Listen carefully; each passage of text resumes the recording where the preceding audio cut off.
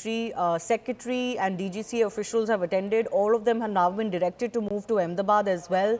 Let me also go across to Mr. Sivaraman, who's formerly with the DGCA, joining us. Sir, your first thoughts on this massive tragedy. It seems like one of the worst airplane crashes, not just in India, but worldwide as well.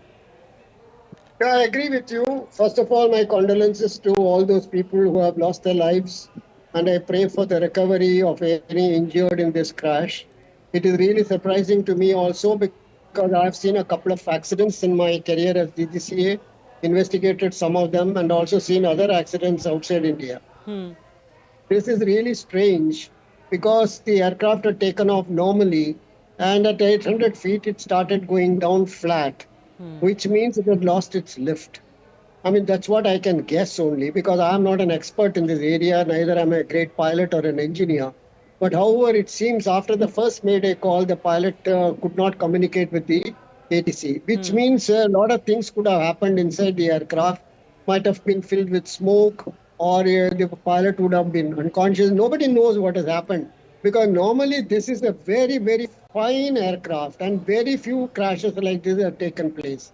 And that too immediately after takeoff. Even if one engine had failed, the pilots are quite competent to handle it. And as it had taken off after 800 feet, he could have very well handled it. If both the engines had also failed, it would have been possible for him to land it. But quite possible that the plane did not have any lift at all for him to maneuver it to some space where he could have landed. One should not make any wild guesses.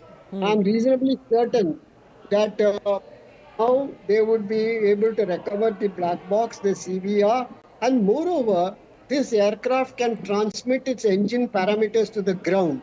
And I'm sure Air India would have set up these facilities. Similarly, the DFDR, which records all the flight data, they could have also been transmitted to the ground. Because these facilities have been in existence for a very, very long time. And I'm sure Air India would have seen to it that these facilities are available. And in this particular case, when I contrasted with the accident that took place of the Air India 320 in Bangalore, the authorities have acted very swiftly and they have acted magnificently, I must say. All the required help has been rendered to the people there on ground, and also people have been moved very fast from the accident area. I only pray that at least some people come out alive from this accident, and I hope that the authorities will be able to find out what really went wrong. One should not miss any aspect of investigation, particularly in these very tense times.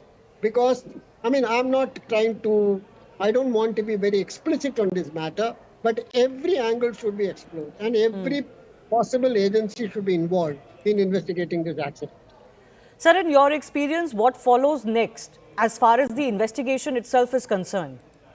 See, as far as investigation is concerned, earlier as DGCA, I used to conduct the investigation myself. Now they have got an investigation board, and I'm sure Accident Investigation Board, the DGCA authorities should be fully involved along with them, and they should not be excluded from it. The Federal Aviation Authority, they have got excellent facilities. They have investigated many, many accidents in the world. They should be involved. The engine manufacturer, particularly the GE, should be involved. The aircraft manufacturer, Boeing, all of them without hesitation should be part of the accident investigation, because we must get to the truth of this entire thing. Yes. No, absolutely. This is one of the worst crashes, especially given its nature as well. In aviation history, all around the world, there is much alarm, and condolences and thoughts are coming in from across the world. Captain Sam Thomas, former pilot, is also with us. Captain, your thoughts? Any thoughts on what you think could have gone wrong? Good evening. I don't really want to hazard a guess as to what has actually happened. And while our thoughts and prayers are with the victims, what I'd like to say that with the limited evidence that we have, and we are seeing through the visuals that the aircraft has lost power on, or rather is not generating lift enough, and that can only happen when both engines are not developing power. And the reason for that can only be found out once we have the DFDR data. And until then, it's in the realms of speculation. And we understand that people are interested in knowing exactly what has happened. To that extent, we can only say that the weather seems absolutely clear. And the reason for losing power on both engines is extremely rare. If you recollect, there was an incident on the Hudson Yes. where an A320 lost both its engines to bird hit. And a lot of people are drawing that comparisons. This airplane, the 787, is a much bigger airplane and problems to a single engine or leave alone both engine catastrophic failure. So Okay. at the moment, we have very, very sketchy details. And the Aircraft Accident Investigation Board would be in a much better position to bring out these details. And at the moment, the incoming details that we have is that both the engines did not develop sufficient power. Yes. I'm going to come to you on that issue of how both engines can go out, because that's extremely rare. That doesn't really happen. And that is really raising alarm here. But we also have a video that has been shot by one of the passengers. I'm told a British passenger who was on board before the crash. Let's just play that out. We are in the airport, just boarding. Goodbye, India. Goodbye. Thank you. 10-hour flight back to England. What's your biggest takeaway, Jamie? We've done this already. On a different thing. Oh, right. What's my biggest takeaway? I don't know. Yeah, fascinating. Great. Thanks. Thanks for your contribution. Okay. Yeah, my biggest takeaway is don't lose your patience with your partner. Yeah. You're already starting to. You've already snapped at me while we're having chai at the airport. You can see you've learnt nothing. Going back happily calm. We are in the airport, just boarding. Goodbye, India. Goodbye. Thank you. 10-hour flight back to England. What's your biggest takeaway, Jamie? We've done this already. On a different thing. Oh, right. What's my biggest takeaway? I don't know. Yeah, fascinating. Great. Thanks. Thanks for your contribution. Okay. Yeah, my biggest takeaway is don't lose your patience with your partner. Yeah. You're already starting to. You've already snapped at me while we're having chai at the airport. You can see you've learnt nothing. Going back happily calm. We are in the airport, just boarding. Goodbye, India. Well, that seems to be a video made by two passengers, British passengers, young men who were going back to England. They were happy about it, and just kind of points out the fickleness of life. Nobody could have really seen this coming. Captain Sam Thomas, former pilot, and Mr. Sivaraman, who's formerly with the DGCA, both on the show with us. I do thank you for your time. Captain Sam Thomas, I just want to take your thoughts once again, because our viewers would be curious to know, how can both engines go out? That seems to be the case here, given how quickly the flight crashed and the fact that the pilots didn't seem to be in any control. They didn't seem to have any communication left with the ATC. What can really cause this? A variety of reasons can cause it, but in this particular case, what has happened, we would not know until we have the details. Now, you asked of both engine failures. It has happened just short of London Heathrow once with a 777, and that was due to fuel starvation. Now, if both the engines do not get adequate fuel, it could result in both the engines flaming out. Now, but that is a very, very, very rare scenario. And in this particular case, we don't know how both the engines have failed, or indeed, we are speculating this from the visuals that we have. So it's evident to a certain extent that there is a loss of thrust on both engines, but we would not be absolutely sure on that till such time that the DFDR shows us the results. I want to ask Mr. Sivaraman also, how long do you think an investigation into a crash like this will take? All right, I think I've lost Mr. Sivaraman. Captain Sam Thomas, do you want to just take this question? How long do you think an investigation of a crash of this nature may take? How quickly can we get to the bottom of what happened?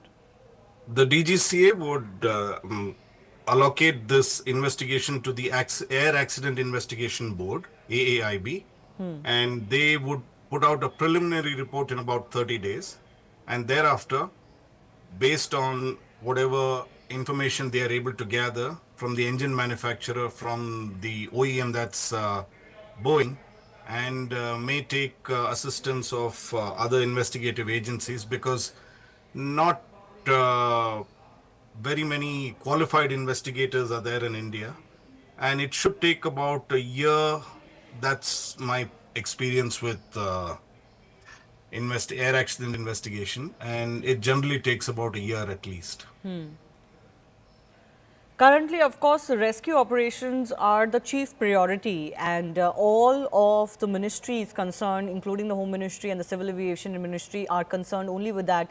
Those are hospital visuals also coming in. There seem to be some who are injured, but we are unsure whether they are passengers who have been brought in an injured situation, or these are people who were in the buildings surrounding where the crash took place. Because the unfortunate part is, Captain Thomas, is that this flight actually crashed into buildings. And unfortunately, we're getting updates that the buildings that it crashed into had MBBS doctors, resident doctors, etc., staying in that hostel.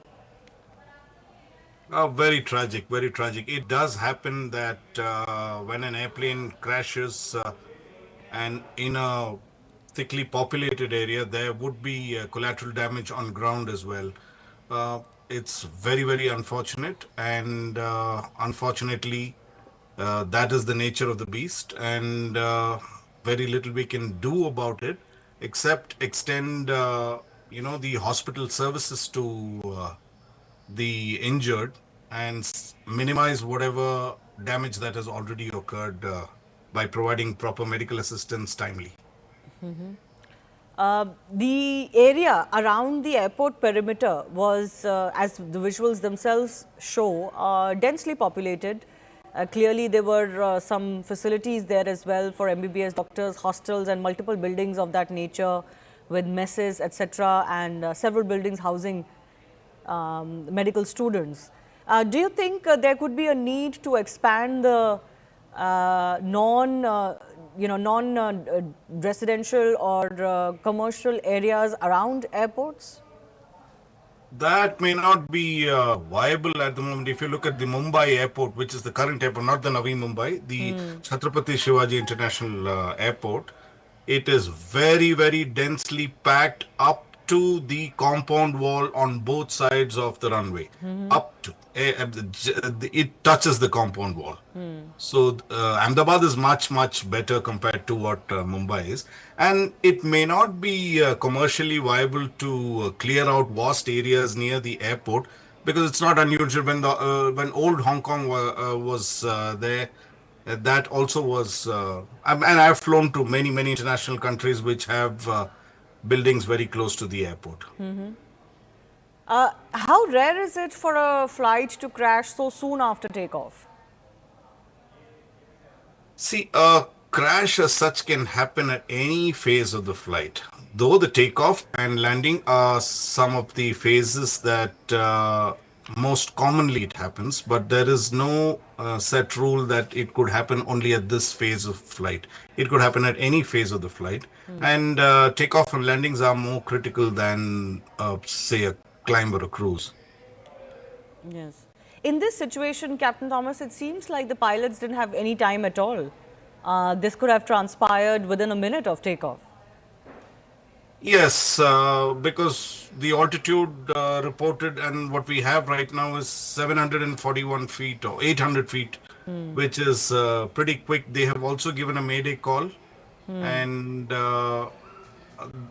actually there is very little time to do. If you've lost both engines, there is very little you can do, and the more you try to deviate from the path, the faster you're going to stall. So what they have done from the visuals seems to be the only choice that they had and the only natural way to do it. Losing both engines so soon after takeoff, we were being told that this flight, of course, the airplane had no issues. It had flown earlier today. It had reached Ahmedabad and was onward to London. There didn't seem to be any problems. Any guesses as to, how, apart from, let's say, bird ingestion issues, what else could cause this so quickly? I mean, our business, you really don't hazard a guess, because then we lose face within the community. So, because that is not something that is done. I But any understand. technicalities that could come into play here? Very difficult to say, ma'am. It's how to lose both engines. I can't recollect. I mean, except for the Hudson landing and the Heathrow, I think in the history of aviation, we've had very, very few dual engine failures. So there is not sufficient data to point to the fact that, this could cause, of course, fuel starvation or fuel that is contaminated is one of the reasons. But other than that, I don't know anything else that could bring down both engines, that too of a 787. Yes, and this is why whatever experts we're speaking to, Captain, we're asking the same question and again, because the nature of the crash is raising alarm, isn't it? So soon after takeoff, even though takeoffs are sensitive, but losing both engines, crashing into a building, and literally no time that had elapsed for a flight that was clearly deemed to be fit. There were no issues with the airplane that had come to light. Earlier, I was speaking to a captain who pointed out that around this airport, there are many bird-related issues. Is that the only plausible reason that comes to mind? I do understand. I have operated to Ahmedabad several times and there is a bird issue. But once again, you would need very large birds and a large number of birds to put both the engines off. Which is very, very unlikely. I know all over India we have a bird problem. That's in Bangalore we have a bird problem, but not significant enough to affect the engines of a 787. These are very big engines, very reliable engines. Even if you were to hit a bird, it will ingest it and throw it out pretty quickly. Right. We're also playing out those visuals that are coming in of the Chief Minister having reached the civil hospital. Major focus right now is on getting help on ground, both at the crash site and also, of course, as far as medical facilities are concerned. We're getting to know from CRPF that about 150 personnel are involved in rescue operations. And we're also getting to know that some operations have begun, in fact, at the Ahmedabad airport. SpiceJet, one of the airline operators, have put out a tweet saying that operations have resumed. Passengers are advised to check their flight status regularly via their website. So we were being told earlier that till 5 p.m. there would be a cancellation of all airport activity, given the nature of this attack having, the nature of this crash having taken place so close to the airport premises. But at least as far as other operations are concerned, we are being told that they may be up now. People in Gujarat, the government, the agencies are working against time to ensure that they can mobilize as much help as possible. Visuals coming in from that civil hospital as well, where the Gujarat Chief Minister is also visible. He's visiting the facilities. I'm not sure of how many injured have been brought in so far. We don't have any update on that. But certainly we did get an update earlier that 133 have already been declared dead. That's almost half of the passengers list. 30 passengers were on board, plus 12 crew, including 2 pilots as well.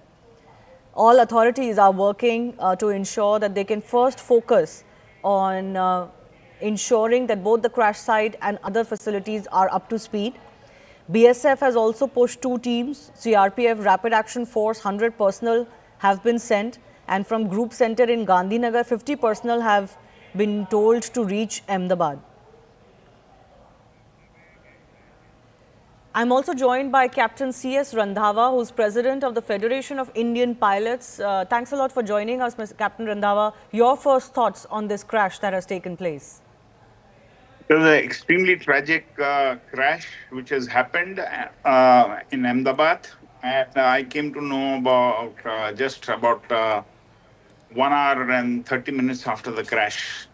And I could attribute this maybe due to birds because Ahmedabad has got a big problem about birds. So until unless because the captain has given a mayday call. So a mayday call, if it was one engine failure, he could have easily handled it. Even if it was an engine fire, he could have handled it. So the two possibilities which are very, very likelihood which could have taken place is both engine failure due to bird strike or some jamming of the control. And how does that, we've spoken about bird ingestion issue and how rare that would be for both engines to go out because of that issue so quickly after takeoff. But you're talking about these jamming issues. Can you explain what they are and how they happen? The jamming of the control could have taken place, maybe the elevator, because that is what is responsible for the aircraft to lift off. And I presume that the aircraft has initially taken off and maybe about 200-300 feet, and 200 feet you engage the autopilot. And thereafter it has started descending, if you see the video. Now I'm going by the total video clip. Rest will come out in the DFDR and the CVR, what has taken place, because there has been no call after the pilot has given the mayday call. Right. Exactly. There has been no communication after the mayday call. Yes. No communication whatsoever. And like once in a million chance it does happen, like we saw the Hudson crash where the aircraft was ingested, both the engines were flamed out by the ingestion of the birds. So there is a possibility, because I have flown a lot over Ahmedabad and I have done a lot of training flights, 20 landings in a day I have done, training. So birds are a big problem there. There is no doubt about it. So I foresee a very high chance of both engine failure. That's what most experts are pointing out too, that we have spoken. Yes. But even that is extremely rare, isn't it? Both engines just don't go off. Yes, it is a very rare possibility, but possible. In aviation, sometimes things happen the first time. Because it's not an old machine. It's a new aircraft, maybe about 7-8 years old, and a technical fault like this has never taken place on. I have flown the 777 and of course on the 787 also I was converted. So these aircraft are unlikely to have such problems. Till now in the world, they have had no problem on the 787 and the 777s. Yeah. So very high possibility of a bird ingestion, because he's given a mayday call. Now that depends that what that mayday call was. So, sir, in your experience, these moments, what would these moments have been like for the captains in the cockpit? I would say the pilot, when he's given the mayday call, he was knowing that it's a no-go situation. It is the end. Because height is not there at all. You see, height was not there and nothing the pilot could have done. It is just after liftoff. At least when the Hudson crash took place, he had the height, he put the aircraft down in the Hudson Bay.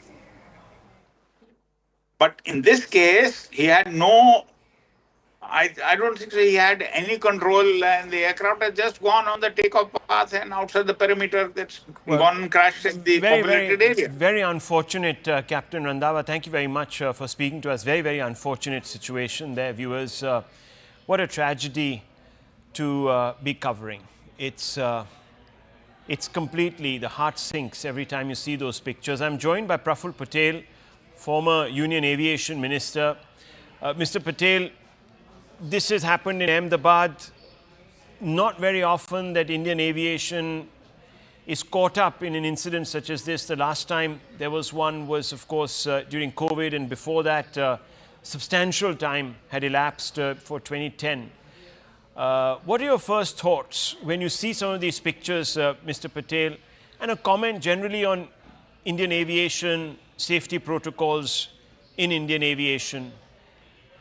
I'm very shocked and distressed and very sad that such an incident has taken place. And you're right, after many years, it's not very often that we see such tragic incidents in Indian aviation. And let me tell you that on the whole, when you talk of safety and systems, I can assure you that Indian aviation is probably one of the safest in the world. We have all the protocols in place. Our DGCA is very robust and effective. And to find, to pick holes into our ability to manage Indian aviation would be very unfair. And I always say this, and I repeat, that aviation is either 100% or zero. There's nothing like 99.9% in aviation. And therefore, in this case also, look at the aircraft. It arrived from Ahmedabad from Delhi. Obviously, it flew without any issue. And to take a 9.5-hour journey from Ahmedabad to London, obviously the pilots would have done all the pre-flight checks. And no pilot is foolish enough to take off if he is not satisfied. The captain per se in this aircraft would have also had thousands and thousands of hours of command.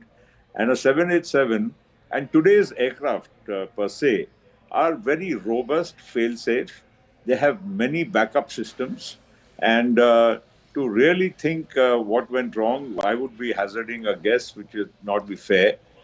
But the point here is the aircraft did go on a takeoff roll.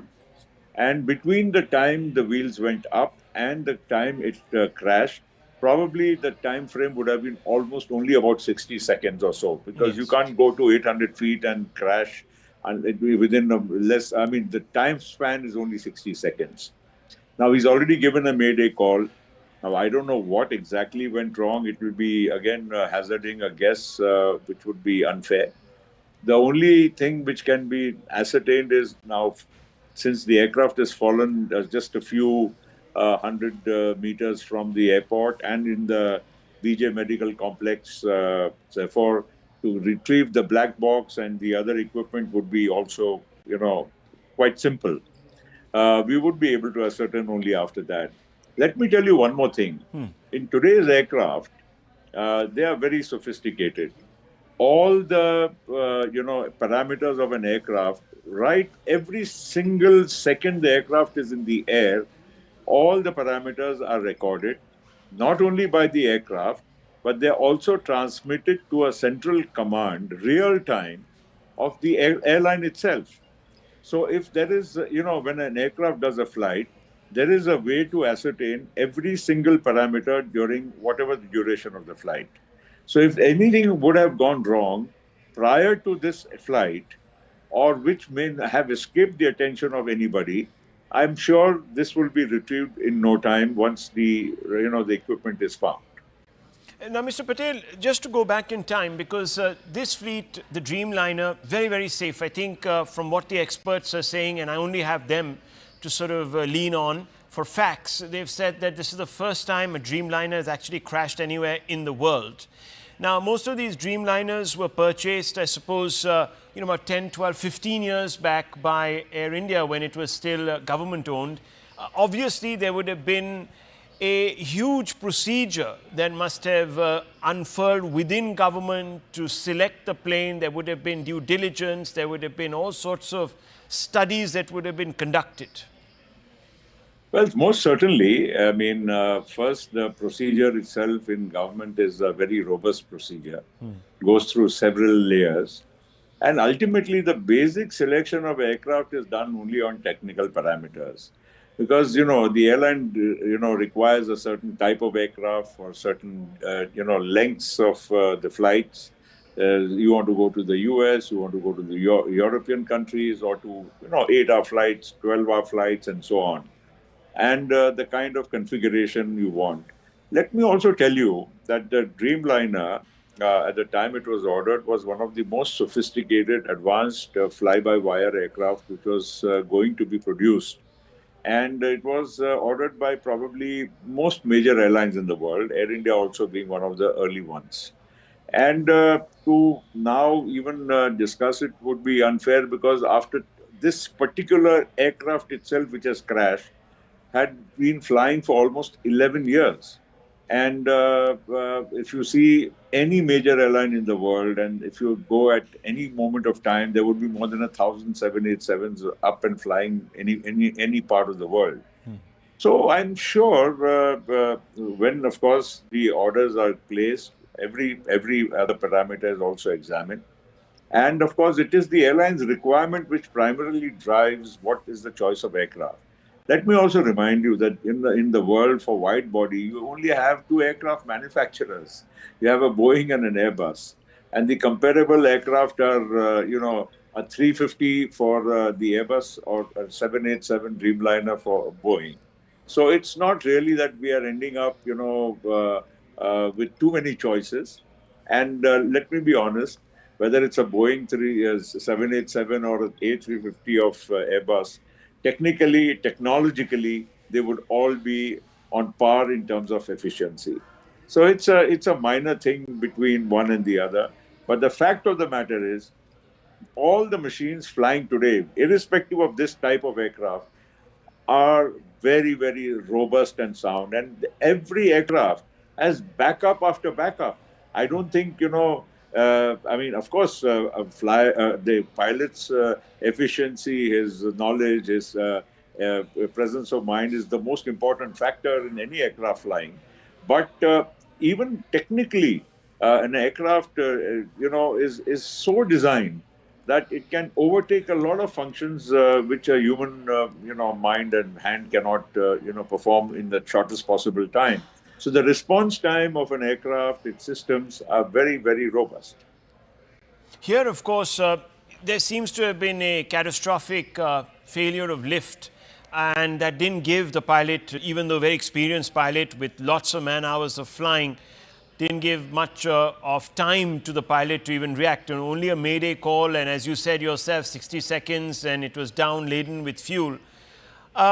Obviously, there will be questions asked. I'm at this moment as in the dark as anyone else, Mr. Patel, about what could have been the reasons. But there has been a lot of internal strife within Tata. After it took over this particular airline, Singapore Airlines came into it, and so on and so forth. There are a lot of cost cutting, lots of valuable AI senior engineers were sort of let go of. Could this have, at some level, affected operations, maintenance, checks, all of that? Do you think, or it's too premature to get into any of this? I think it is premature. See, the other point is, Rahul, that the fact of the matter is that there's a human being, a senior experienced captain who's flying the machine. Yeah. And he has every right to say, I cannot fly this machine because it is unfit to fly or there's a technical deficiency. And if there was one, he wouldn't have done it himself. Yes. So I think it's hazarding a little bit of a wild guess. Yes, but I would also like to say that, the maintenance of Air India compares to the best anywhere in the world. Now, yes, you are also plagued with certain older aircraft. You are plagued with certain other problems, like you just said, because it's been, integration of the old with the new. But that does not come into the way of the safety of the aircraft per se. And I would therefore say, and I can also say with a lot of sense of confidence, that Indian aviation checks and balances of the DGCA and other, the airline also has its own manual. The airline also has its own SOPs. The airlines don't cut corners, especially an airline like Air India, to, save cost or something just for the heck of making some more money. I would say that Air India as an airline has its own SOPs put very, very strongly in place. And again, this commander, or many of the commanders, or most of the commanders, I would say, flying a 787 have so many thousands and thousands of hours of pilot in command that they know the aircraft inside out. They know everything what needs to be done, and I don't think an aircraft flying to London on a 9.5 hour flight would have taken off without the proper pre-flight checks by the captain or his second in command. What would you now say in the aftermath to passengers? Remember, the aviation sector was really, really coming back after COVID, the disruption of COVID, one of the hardest hit sectors, as we know. But it's really bounced back. We have record number of flights, record number of airports opening across the country. I am sure for a few days there's going to be some consternation, maybe even a little bit of apprehension in the minds of a large number of passengers, civilians, customers, etc. What's your message to them? Well, my message is that, very sad and tragic. I'm sure people do get shaken up when they see such, visuals on their screen. But aviation still, by far, is the safest mode of transportation anywhere in the world. And if you consider the accident to the number of flights ratio, I think it will be far, far, far, safer than any other public transport. So let's not panic. Let's not think that this could be, an everyday affair. And we should be patient, confident, and also be confident that our aviation in India is absolutely in good shape. Let's not, see one incident. This accident unfortunately happened in India. Probably it could have happened anywhere in the world. When we see a visual in any other part of the world, we don't get so upset. Because it's happened in our country, we will certainly be, stirred and shaken. Let's just have faith. Our aviation sector is good, sound, safe, and this is, of course, a lesson. We should, strengthen our systems even further, and we should learn from some things. If at all, the inquiry, once it's complete, will, throw up some definitely revelation as to what has happened. So we should be, concerned, but we shouldn't be scared, and we shouldn't, stop flying or reduce our flying, or every time you fly, you start praying to God. Of course, we pray otherwise, but we don't have to worry about safety and pray. That's all I'm trying to convey. Right, Mr. Patel. On that note, thank you very much for speaking to us as we pray, of course, for those who were in harm's way. You're seeing that building. Thank you, Mr. Patel, very much for speaking to me. My thoughts and prayers yes. are with everybody. Thank you. Thank you very much. Thank you very much. You see that visual on the left of your screens, viewers? That's the tail of the plane that has crashed through a hostel attached to a medical college just outside the perimeter wall of this particular airport in Ahmedabad, the Sardar Vallabhbhai Patel International Airport. And we're apprehending that there might be casualties because this accident took place at around 1:45, and it was lunch hour, and there were many students, many doctors, aspiring doctors in the canteen, and the plane crashed into the canteen, and those visuals tell the story. Viewers, very quickly, let me give you a quick update. Operations have resumed at the Sardar Vallabhbhai Patel International Airport in Ahmedabad. This is PIB India putting out that update. The airlines and the aviation ministry have put out a medical emergency helpline and a control room helpline. It's 0793508211. That number will flash as it is right now under our screen. You can see it. You can call in if you have apprehensions that some of your relatives or others that you know might actually be in harm's way. I want very quickly to give you a quick overview, viewers, as we continue our coverage. The RPF Disaster Management Team, headed by ASC and ADI, plus 6 staff, along with hospital team, 6 doctors, 20 staff and 7 ambulance. rendering all possible help in rescue operation. The tragic Air India flight crash at Ahmedabad. We don't still know if there have been any survivors. We are gleaning through data that is coming in through the hospitals to figure that one out, but quite clearly that's the timeline to the right of your screens. At 1:39 it takes off. Within 60 seconds it has a catastrophic loss of lift. The plane goes down, goes crashing into a building which was attached to a hospital, education institution, goes straight into that building. The building itself is covered by ATF. The plane was loaded with ATF because, as you know, it was taking off to travel to Gatwick Airport in London, or the extremities of London. The MEA has reacted and said that details would be shared with governments of foreign countries because there were a number of citizens from other nations on board this international flight. Air India chairman N. Chandrasekaran is likely to reach Ahmedabad tonight. That's what we're being told. Large number of residents, we're being told, are also feared dead after the aircraft crashed into the Atulyam super speciality doctor's residence.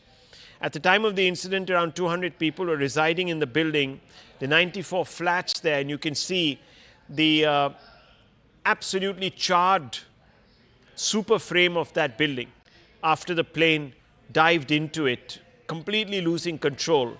There was a mayday call that was issued by the pilots before the ATC could even sort of respond. The plane went down in that ball of fire. We're also being told that the Ahmedabad airport that had been shut down has now been reopened, and flight safety protocols are being followed with utmost care. There are also directions that have gone out to prevent people when they take off, take photographs. So you won't be allowed to do all of that because clearly the flight path. Let me go across to Payal for more updates. We're told that Union Home Minister Mr. Amit Shah will be landing there forthwith. Payal, what are the updates? As far as the Ahmedabad airport is concerned, Rahul, is one of the busiest airports in Gujarat because not only does it have so many domestic flights coming, it's a busy destination as far as businesses are concerned, but it also has a lot of international connectivity as well. But that airport has been opened up, in a calibrated manner, so passengers have been requested that they should check the timings of the flight, etc., and only then move to the airport. As far as the Union Home Minister is concerned, he is expected to reach there in some time, and the Civil Aviation Minister Ram Mohan Naidu is also expected to reach anywhere between 5:30 and 6 p.m. And just a short while ago, Muralidhar Mohal, the Minister of State for Civil Aviation, along with all the DGC officials, along with the Civil Aviation Secretary Mrs. Samir Sinha, they are all on board, so they should also be landing in Ahmedabad in a couple of hours as well. And this flight of happiness and hope, has turned into a flight of tragedy for so many people, who were looking to go back to their homes, especially the foreign nationals, and to many as well. So, our hearts really go out to these people. But, like I said, the government of the day has said that they'll get to the bottom of this, and nobody who is involved with any negligence whatsoever will be spared, is what we're given to understand. But yes, flights are going to be resuming in a calibrated manner, and therefore all kind of numbers, whether it's medical emergency numbers or numbers concerning finding the loved ones even at hospitals, etc., have been put out by the civil administration. Bhupendra Patel, the Chief Minister, was at the civil hospital just a short while ago. So all hands on the deck approach, Rahul. Absolutely. There are also more updates that are coming in, viewers, as we scroll through the news updates that are coming up on my screen here.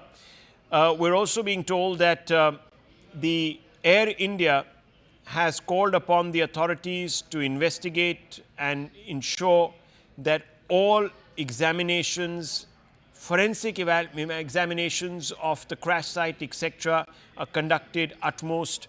We're also being told that Air India management officials have held meetings with DGCA staff.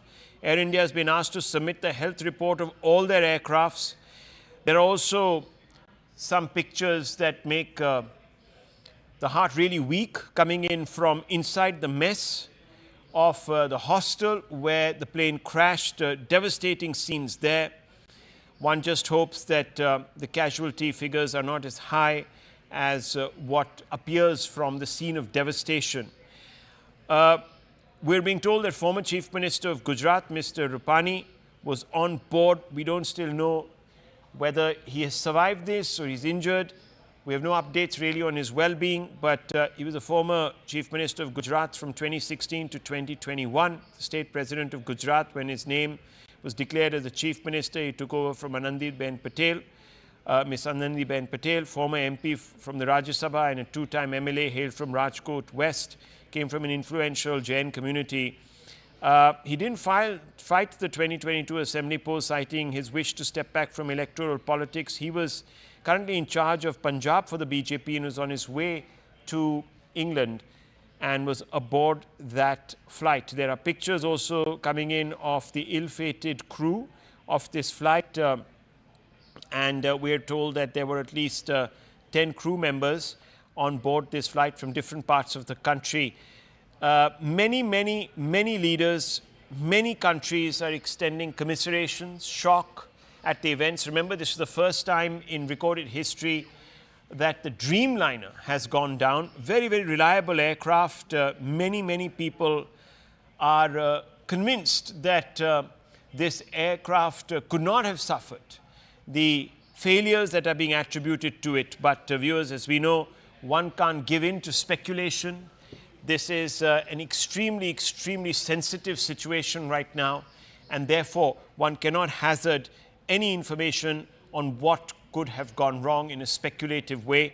There are, we're being told now, no survivors of this crash, but we are going to not take that at face value till the authorities come out and give us some sort of a confirmation. But Payal, it does seem that the outlook is not good.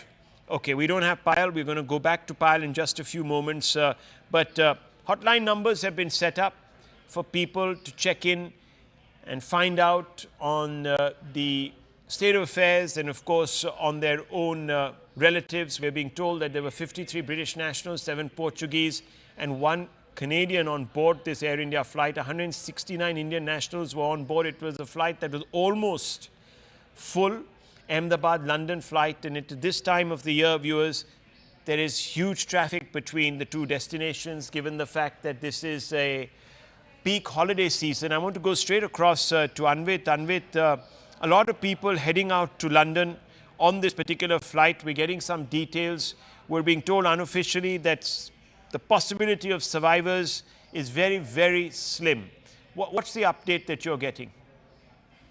Yeah, certainly, you see, Rahul, that toll was what we are being unofficially confirmed by the sources on ground. It is being said that it has already been counted up to 150, and it certainly is unfortunately expected to only rise from here, because the kind of incident it was, and we initially also saw how the plane went up in flames. It clearly was indicative of the fact that the number of casualties and fatalities would certainly be high. Not just those in the plane, but also on ground. The collateral damage that it has caused, because it was a heavily residential area, and the building in which the plane had crashed, which was the doctor's hostel, that also, from there also, a number of occupants had to be rushed to medical facilities, and deaths have been reported from there as well.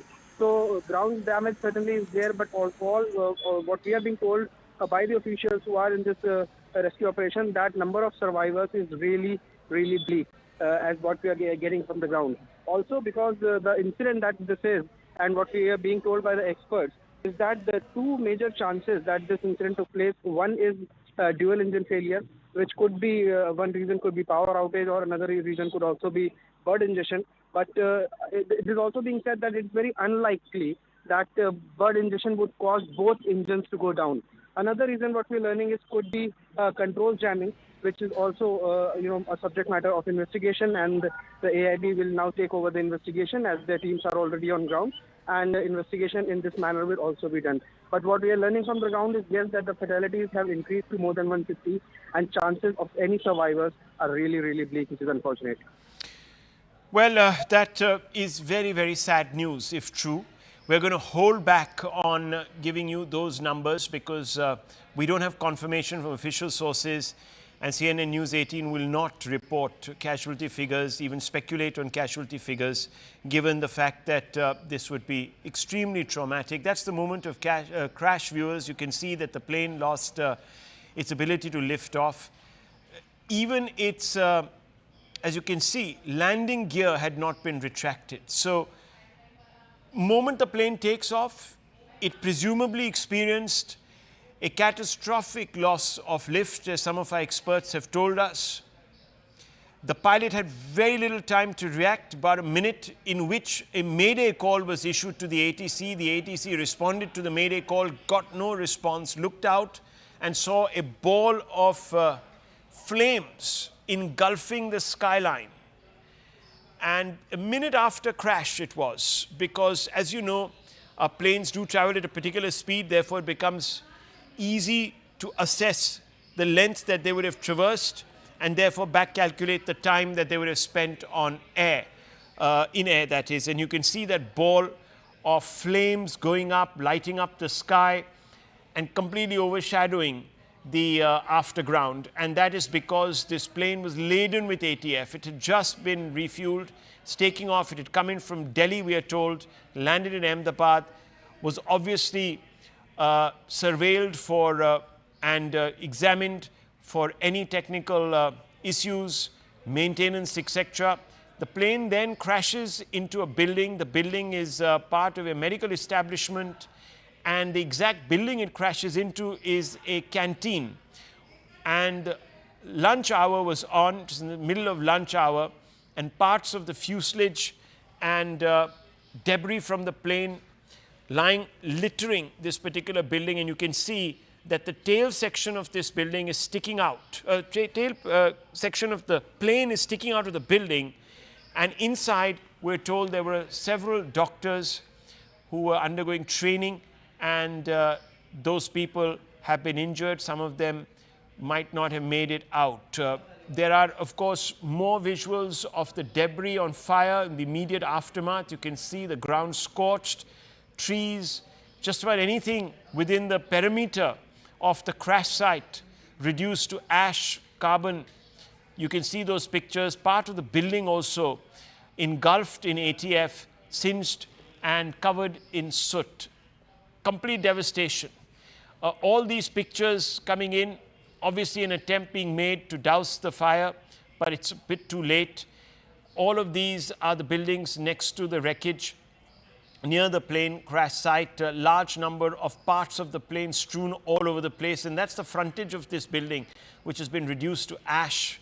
It's covered in soot because, as I told you, the plane was laden with ATF, and you can see other remnants of this plane, electronic parts, etc., strewn all over the place. There is some piece of luggage that might have survived, but most of this particular craft consumed completely, and that's the debris that is being removed, is salvaged. Obviously, there would be a desperate search for the black box, because that needs to be taken and examined to determine what could have gone wrong. Right now, no use speculating on it beyond the fact that the plane suffered a catastrophic loss of lift. Now, what that was due to, we don't know. Was it engine failure? Was it a bird hit? We have no clue. And these are survivors who are being rushed to hospitals. We don't quite know if these are passengers or if these were people on the ground or they were the young doctors. Let's go back to Anvit. Anvit, these people who are being wheeled into the hospital, do we have any clarity on who they are? What's the nature of their injuries, etc.? Okay, we don't quite have him, but there is a lot of grief, a lot of shock on the ground. And you can see that being reflected on the faces of some of those people who were witnesses. It must have been very, very traumatic, not just for those who came and bid their loved ones farewell, but also those in England who were expecting their loved ones to land in the next 11 hours or so. These scenes, viewers, are extremely unfortunate. This particular brand of aircraft, the Dreamliner, has not in its history suffered a crash. And we can tell you that Boeing shares are crashing right now across the globe because, once again, there are questions being asked of the company. Boeing has had its issues. It was caught up in a lot of issues related to its operations, etc. There have been many strikes within Boeing, talking about corners being cut, etc., etc. I don't want to go there because that's a whole different can of worms, might even be unrelated totally to the aircraft they produce, because the aircraft has performed extremely well, known for being very, very dependable and extremely efficient, and therefore a large number of these prototypes were sold. More than 1,000 have been sold since the Dreamliner, this particular Dreamliner, was brought into service and incepted and inceptualized. So there you have it, viewers. These are the pictures coming from all the parts of the city. Ahmedabad right now is caught in the grip of this crisis, and heart goes out to those who were expecting or are expecting the kith and the kin of these passengers. We're expecting for them to have a safe flight. Let me go across to Anvit. Anvit, what is the latest coming in on perhaps the preliminary estimations as to what might have gone wrong? Any more details about the circumstances under which this flight took off? Anvit, can you hear me? Okay, Anvit, can you hear me? Are you there with us? Flight AI 171 Ahmedabad to London, reportedly carrying 242 passengers. Troops of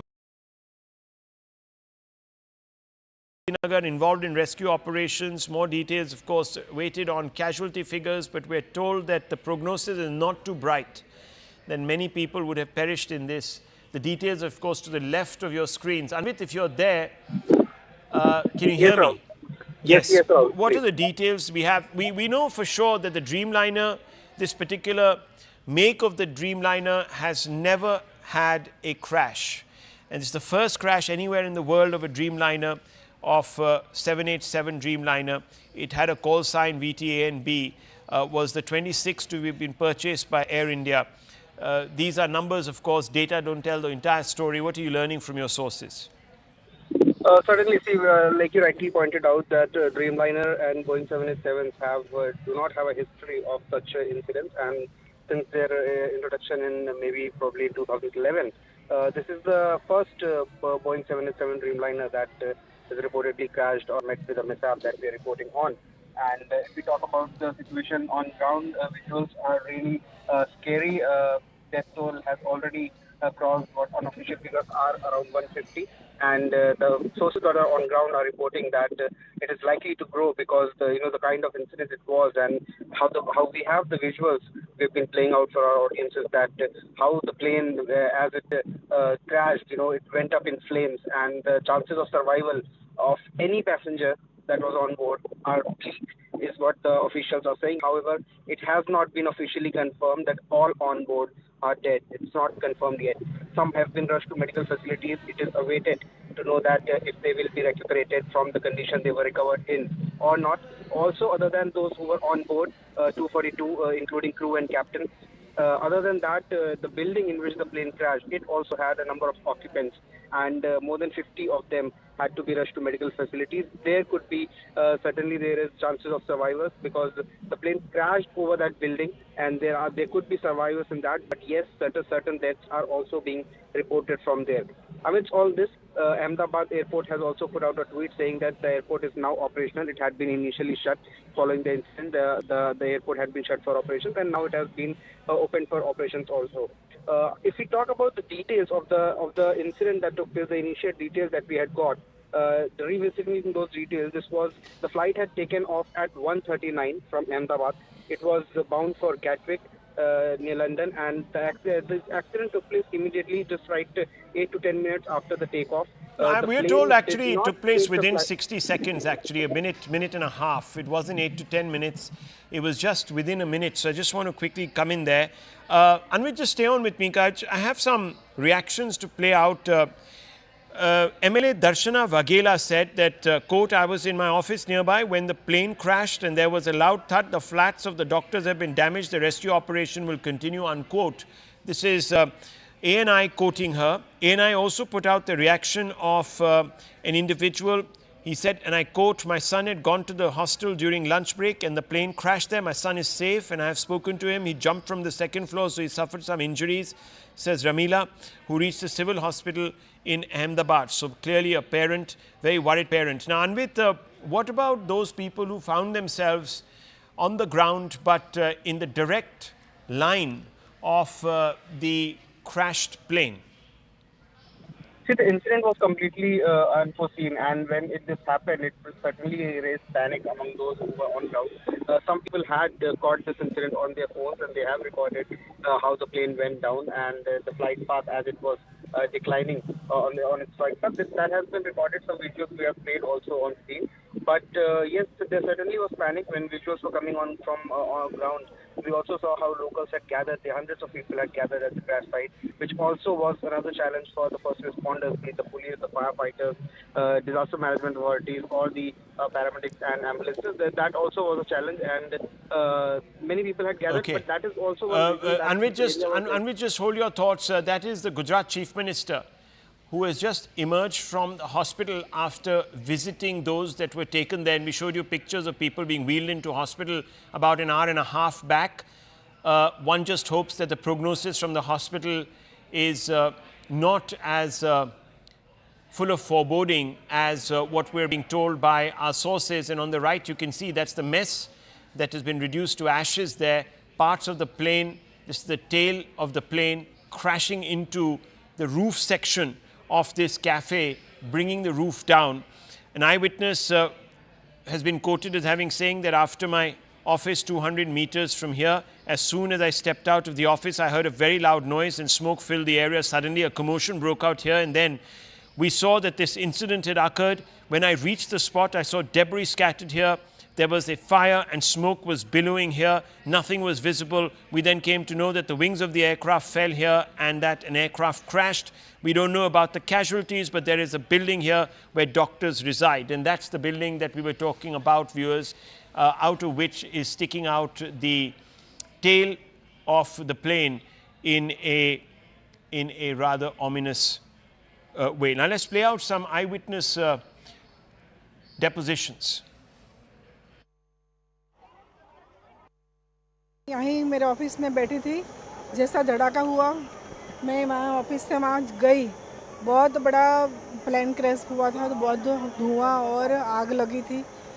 जो doctors के flat थे उनको बहुत damage हुए हैं, और उसमें से कितने डॉक्टरों को हमने निकाला है, लोकल कार्यकर्ता और सब मिलके।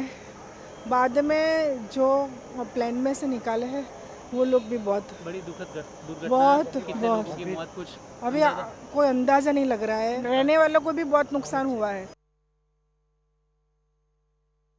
हमारी बहन जा रही थी, 1 बजे जा रही थी, 1:10 की फ्लाइट थी और जा रही थी लंदन। लंदन जाने से पहले ही क्रैश हो गया प्लेन। मेरी साड़ी था, वो खम्बीसर थी और लंदन जा रही थी। हाँ, फिर वापस 1 घंटे में समाचार आ गया को प्लेन क्रैश हो गया है, इसलिए मैं वापस अहमदाबाद से बाहर निकल गया था, तो वापस आए सिविल में आ गया। अभी कुछ भी समाचार नहीं मिला है अभी तक। यहाँ पे जो ऑफिस से बाहर निकला तो मैंने देखा कि जोर से आवाज़ आया विंग्स का, फिर पूरा धुआं भर गया।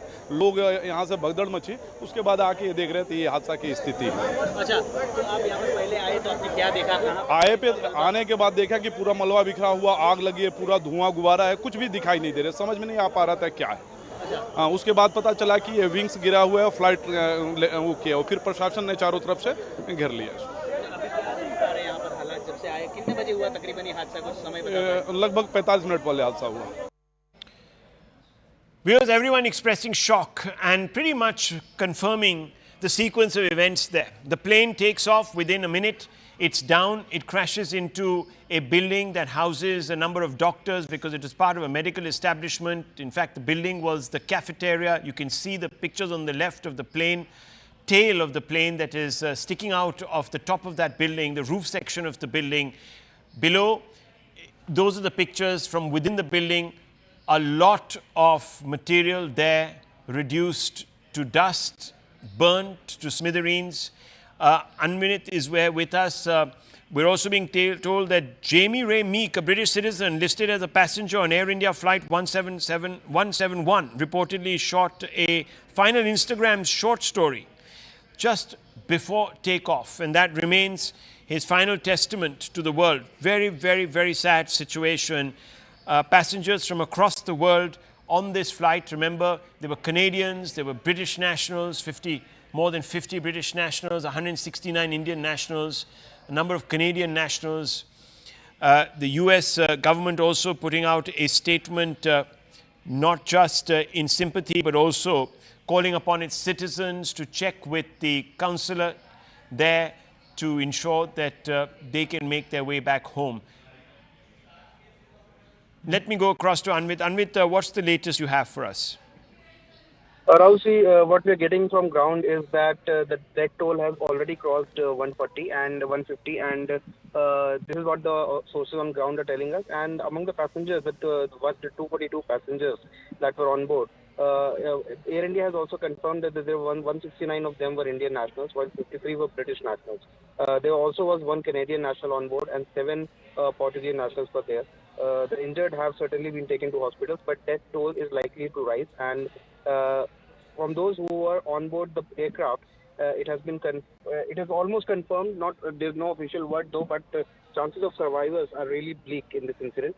As we have also seen the visuals from ground, a number of locals had gathered on spot, and it is also one reason because the area was heavily populated one. That is also one reason that there will certainly be fatalities from ground as well. The building that was hit by the plane, that is a doctor's hostel.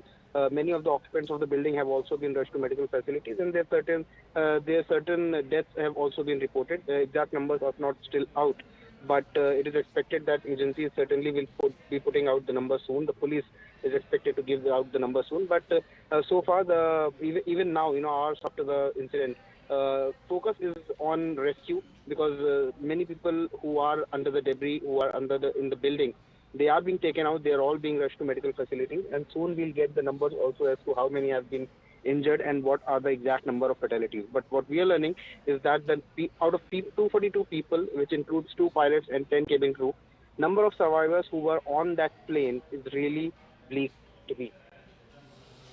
Well, hoping against hope, praying that we get some good news, viewers. What a terrible tragedy to grip the nation. Shocked, many people shocked. Reactions coming from across the world, from pretty much every global leader commiserating with the Indian authorities, with the Indian government and the people of our country. Let me go across to Payal.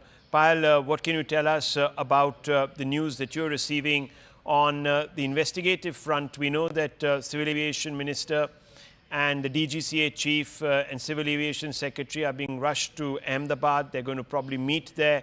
There's going to be a forensic inquiry and a probe into all of this. But what are you hearing from government sources?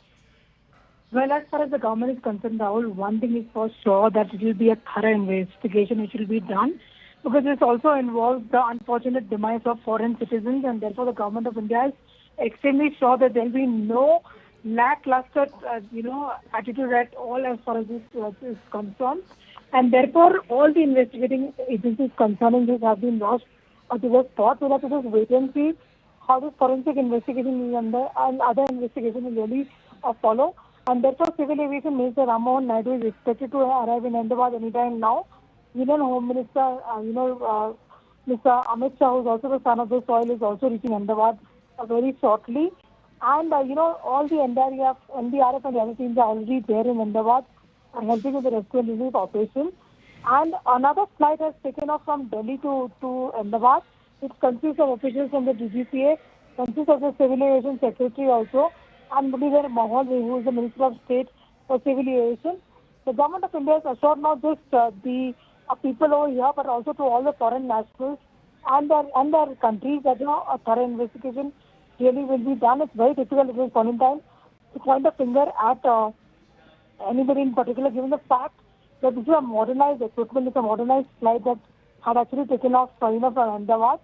And therefore, all efforts will be made to make sure that we get to the bottom of it as well. Right. And that is something that the government of India has assured. Well, of course, premature viewers to even speculate about the reasons. It's too early in the day to do that. But clearly, there was something very, very wrong that led to this unprecedented tragedy. No Dreamliner has crashed, especially of the 787 Boeing variety, anywhere in the world. India is the first place where this has happened. So obviously, viewers, there's going to be a lot of dismay, and there will also be a huge focus. Muralidhar Mohol, who is the Minister of State for Civil Aviation and Cooperation at the centre, has also spoken on this issue. Hardeep Singh Puri has also spoken on this issue. Let's go straight across to some reactions that we're playing out now.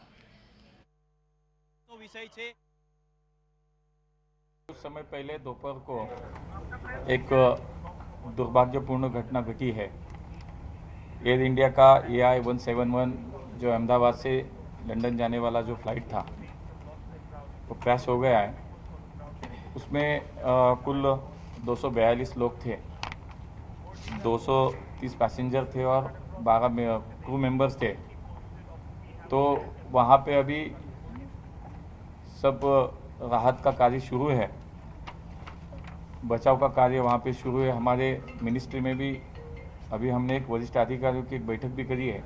जांच तो शुरू है, वरिष्ठ level पे हमारी meeting भी अभी यहाँ पे हुई है और वहाँ पे अभी इमरजेंसी में जो बचाव राहत का कार्य चल रहा है उस पर चर्चा हुई है। अभी किसी बात पर बोलना यानी कि कितनी कैजुअल्टी हुई, क्या हुआ, तो उस पर थोड़ा टाइम लगेगा। There's a plane crash. Ahmedabad to London flight ਸੀਗੀ ਸਵੇਰੇ 8 ਵਜੇ ਦਾ ਸਮੇਂ ਸੀਗਾ ਸ਼ਾਇਦ ਐਂਡ ਉਹਦੇ ਚ there's an accident but ਹੁਣ ਉਸ ਦੀ ਜ਼ਿਆਦਾ ਖਬਰ ਮੇਰੇ ਕੋਲ ਨਹੀਂ ਹੈਗੀ। ਅਸੀਂ ਤਾਂ ਇਹੀ ਪ੍ਰਾਰਥਨਾ ਕਰ ਰਹੇ ਹਾਂ ਕਿ ਜਿੰਨੇ all those who were on board should be all right and we should await the news. I don't think one should speculate on that.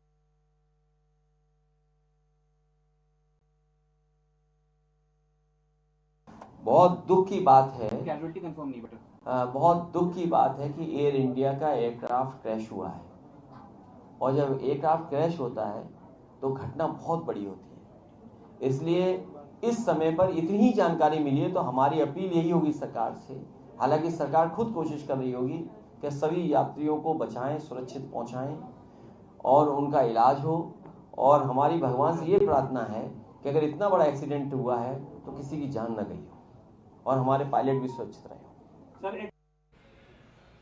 Viewer statement coming out from Boeing. Boeing is saying that we're aware of initial reports and are working to gather more information. Remember, real-time information is relayed always from the plane to the manufacturer, and it is kept and located at a particular center. So real-time information will be available to them. Of course, they would also be wanting to look at the crash footage. They will also be looking at the black...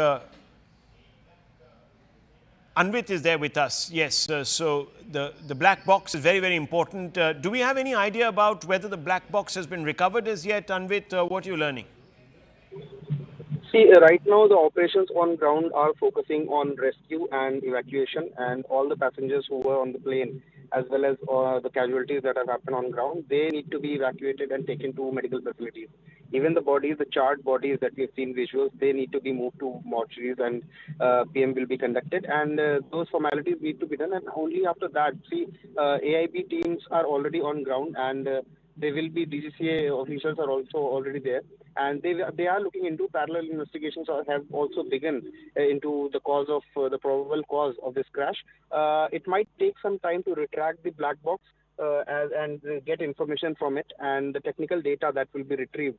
Based on that, it will be ascertained as to what may have gone wrong, because there are multiple speculations as of now. Also, the last moment communication between the pilot and the ATC before the mayday call was given, if there was any communication or if there was any communication from the pilot highlighting that there is some issue with the aircraft, that also will be crucial in this investigation. So far, when we have spoken to the experts, they have highlighted two possibilities. One is the way the plane went down and declined on its flight path. One probable cause could be dual engine failure, which is certainly a rare thing to happen, rarest of the rare in fact. And this, however, it is being suspected that there is birds problem in Ahmedabad. It is also in the Bangalore airport, we have reported in the past. But the menace of birds need to be really huge to bring both engines down. So that is also what makes it a rare happening. And that is one reason why the experts are saying that fuel starvation could be one reason, or fuel contamination could be one reason that why both the engines stopped working mid-air. That is one reason. Another, what they're talking about, is there could be a power outage or control jamming, which is also a possibility that would bring the plane down. So these are the reasons that Right. the AIB will also be looking at, and also the DGCA. Well, can you confirm? Can you confirm? Because there are reports, of course, coming out that those are the Minister of Home Affairs. He's taking a flight right now to Ahmedabad. Of course, this area does fall under his constituency, or very near to his constituency, viewers, and he's on his way there. And we know that the Union Home Minister has already expressed his shock at this incident. We also know a senior BJP leader has been caught up in this crash. We're updating inputs on his exact status as of now. He's a former Gujarat Chief Minister. Mr. Rupani was on board that flight. What we are being told right now is that there is a lot of speculation that is going on in different circles about the reasons behind this crash. And many people are looking very closely at the footage. And as we have been pointing out through the afternoon, that when the plane took off, it didn't even have time to retract the landing gear, and suddenly suffers a catastrophic loss of lift, which people don't quite know how it could have been possible. How did it actually happen? Because fundamentally, the Dreamliner has known to be extremely, extremely robust. There have been questions that have been appearing of recent, however, on different aspects of it. Federal Aviation Administration of America had said last year that it was investigating claims made by a Boeing engineer. And there have been, of course, this is well documented. It's been on various Netflix series, etc., who said that sections of the fuselage of the 787 Dreamliner were improperly fastened together and could break apart mid-flight after thousands of trips. Well, no such incident has been reported of recent. And if clearly that was not exactly what happened here, you can see that it's the engines that, or perhaps some other issue with the hydraulics that caused this loss of lift, because certainly no part of the fuselage here has come undone. Otherwise, we would have seen this particular plane unraveling mid-air. Let me go across to Payal. Payal, on the right, pictures of the Union Home Minister leaving for Ahmedabad. Yes, it seems that the Home Minister will arrive in Ahmedabad in a short while from now. And of course, the Civil Aviation Minister also. What we are also learning, Rahul, that the BJP State President for Gujarat and Union Jal Shakti Minister C.R. Patil is also on his way to Gujarat. He has even also been asked to rush to Gujarat. He's also not just the state president, but he's also the union minister. He's the son of the soil as well. He's also been asked to go there and aid in whatever rescue relief operations are required. With the unfortunate news coming forth that, there could hardly be any survivors as far as this crash is really concerned. And obviously, that is something which everybody is waiting to see what has been the cause of this. Because I've been speaking to at least quite a few experts and quite a few union ministers, including former civil aviation ministers, Rahul. And they're very surprised because this is, of course, a modern state-of-the-art aircraft. What really led to this? So nothing is being ruled out as of now. And our colleague Manoj Gupta had just spoken to us a little earlier. And he basically also said that the sabotage angle is also being, looked into over here, with the fact that several national and international passengers were on board as well. And what an unfortunate, episode coming to the fore, not just for those people who are actually on the flight, right, but also for the building on which this aircraft fell, where, the doctors were having their lunch break as well. And a complete, very, very tragic afternoon to speak the least as well. But all hands on the deck approached by the Prime Minister, and therefore multiple ministers are being rushed to the accident site. Well, PIB of India has put out a fact check saying that an old video is being shared on social media linking it to the Ahmedabad plane crash. It shows a view from inside the plane. The video is of a plane crash that happened in Nepal in January 2023. And the PIB says rely only on information from official sources or in mainstream media. For authentic information related to the Ahmedabad crash, contact the helpline number provided by the central government. And that number, of course, is on your screens even as we speak, viewers. So Don't, again, get sucked into conspiracy theories. There are many people who are going to talk about a lot of things that might not quite fit the facts once we know them. But as of now, we can tell you that Boeing has issued a statement. So we're in contact with Air India regarding Flight 171 and stand ready to support them. Our thoughts are with the passengers, crew, first responders and all affected. So this is a statement that has been put out by Boeing. There is, of course, a past history where Boeing has been under scrutiny, but has that resulted in this particular incident? One can't say. It's too premature. But what we can tell you, viewers, is that the number of casualties are being estimated to be very high. There is a possibility of very few survivors. That's also what we are being told. Unofficially, of course, we don't have any confirmation of the status of the passengers. But what we can tell you is that there were 12 crew, including 2 very experienced pilots. Indians, passengers were 169, British 53, and passengers from other nationalities 7. You can see on your screens a Portuguese and 1 Canadian. So that made up the entire 242 passenger list, including, of course, the crew. And what we are being told, viewers, is that not many might have survived this devastating tragedy. I want to go across to Anvit. Anvit, what's the latest on the casualty figures? What are you picking up? And also, of course, from the ground, we know that there were about 50 to 60 MBBS students that are admitted in hospital. It is being said that they are stable. This is the Federation of All India Medical Association that is putting out these details as per discussions with the president of the RDA BG Medical College Ahmedabad and Vice President FAIMA Dr. Dhaval Gameti. These numbers are being put out. 4 to 5 MBBS students are missing. Hope they're okay. 2, 3 are in HDU and ICU, so their situation is quite precarious. 3, 4 relatives of the super specialist resident doctors are missing right now. And wife of 1 found dead, and most of the passengers of the flight are brought dead. We appeal to everyone to remain calm. So this is the first intimation that we have got from any official source about the possibility of casualty figures. Anvit. Yeah, Rahul, see, the situation on ground is such that some people certainly are missing because the crash, the plane went into a residential area and the buildings have been damaged. The people from ground, many of them are being reported missing. Some are yet to be traced. It is not confirmed whether they are dead or they have been taken to some hospital and they remain unidentified. So these are the problems and the challenges that the first responders and the paramedics and medical experts are facing on ground right now. That is one challenge. Another is that the plane had tons of fuel as it has just taken off and it was bound to go to Gatwick. So it had a huge amount of fuel. Usually, it is with the planes that their fuel is contained into the wings, and that is one reason why when planes crash, that it immediately goes up in flames. This is one reason, and this is exactly what we saw that happened with this flight as well. The moment it touched down, the moment it touched the residential area where it crashed, the plane went up in flames. And that is one reason why mostly in air crashes, the number of survivors is the least. And even in this incident, hardly there would be any survivors is what we are learning from the sources on ground, which is highly unfortunate. But this is the reality that there might, the chances of survival of anyone on board that aircraft might be very less.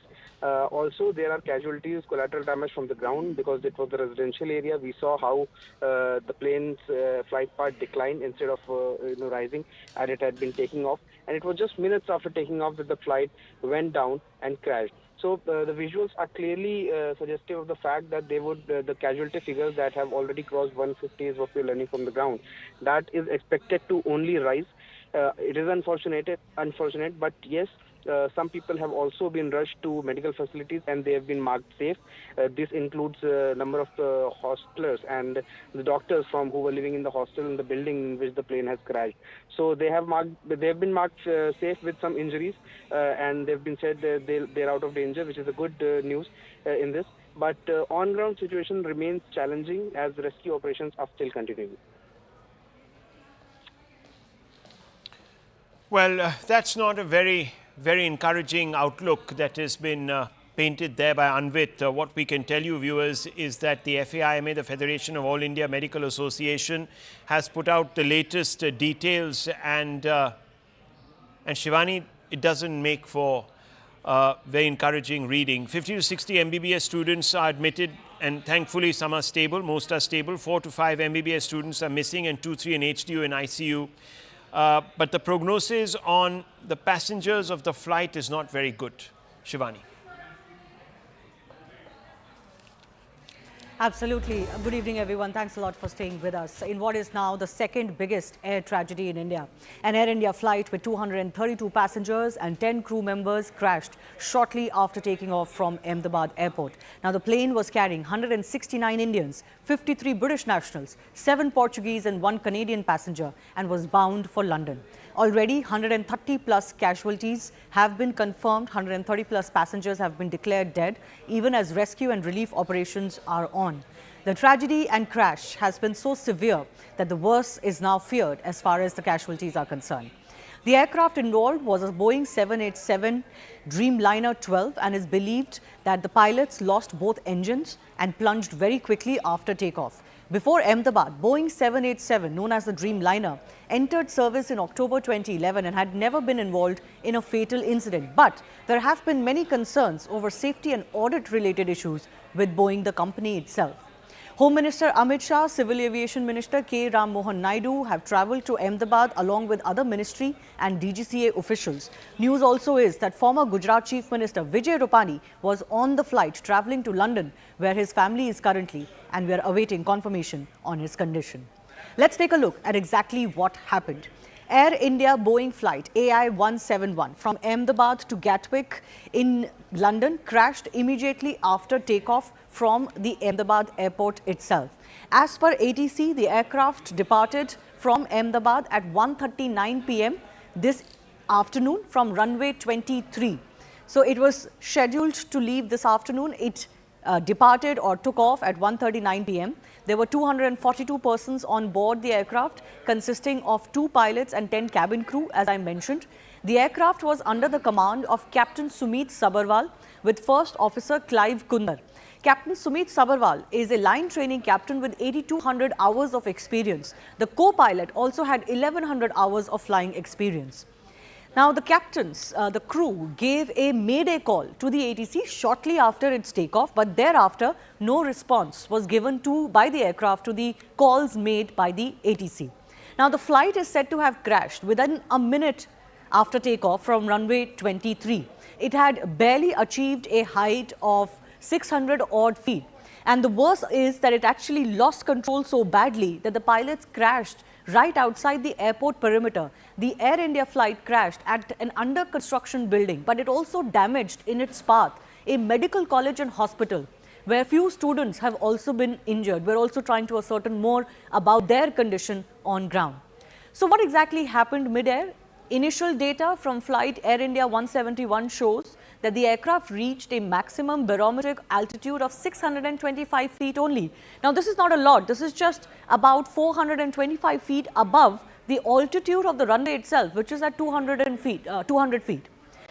Minutes after making that mayday call, the Air India flight started to descend with a vertical speed of minus 475 feet per minute. So you can imagine that actually the flight went down so quickly that within a few seconds, it had crashed into those buildings, possibly giving no time to the pilots and others to even try to maneuver away from what seems to be a heavily, densely populated area.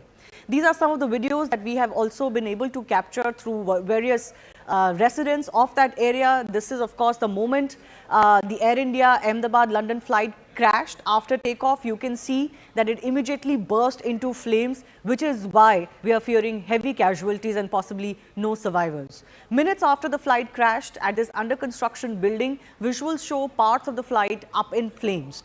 Footage also shows firefighters dousing those flames soon after the plane had crashed. And because the proximity of this crash site is so close to the city and the airport itself, the rescue and the fire services actually managed to get to the area, to the crash site fairly quickly, within minutes, is also what the police has confirmed. The visuals from the crash site show the debris of the flight AI-171 scattered across the area. This is one visual that is extremely damning as far as this crash is concerned. This is one portion of the crashed aircraft that has actually got stuck on top of the building, and other parts that have fallen on the ground, where of course there are lots of people that you can see as well.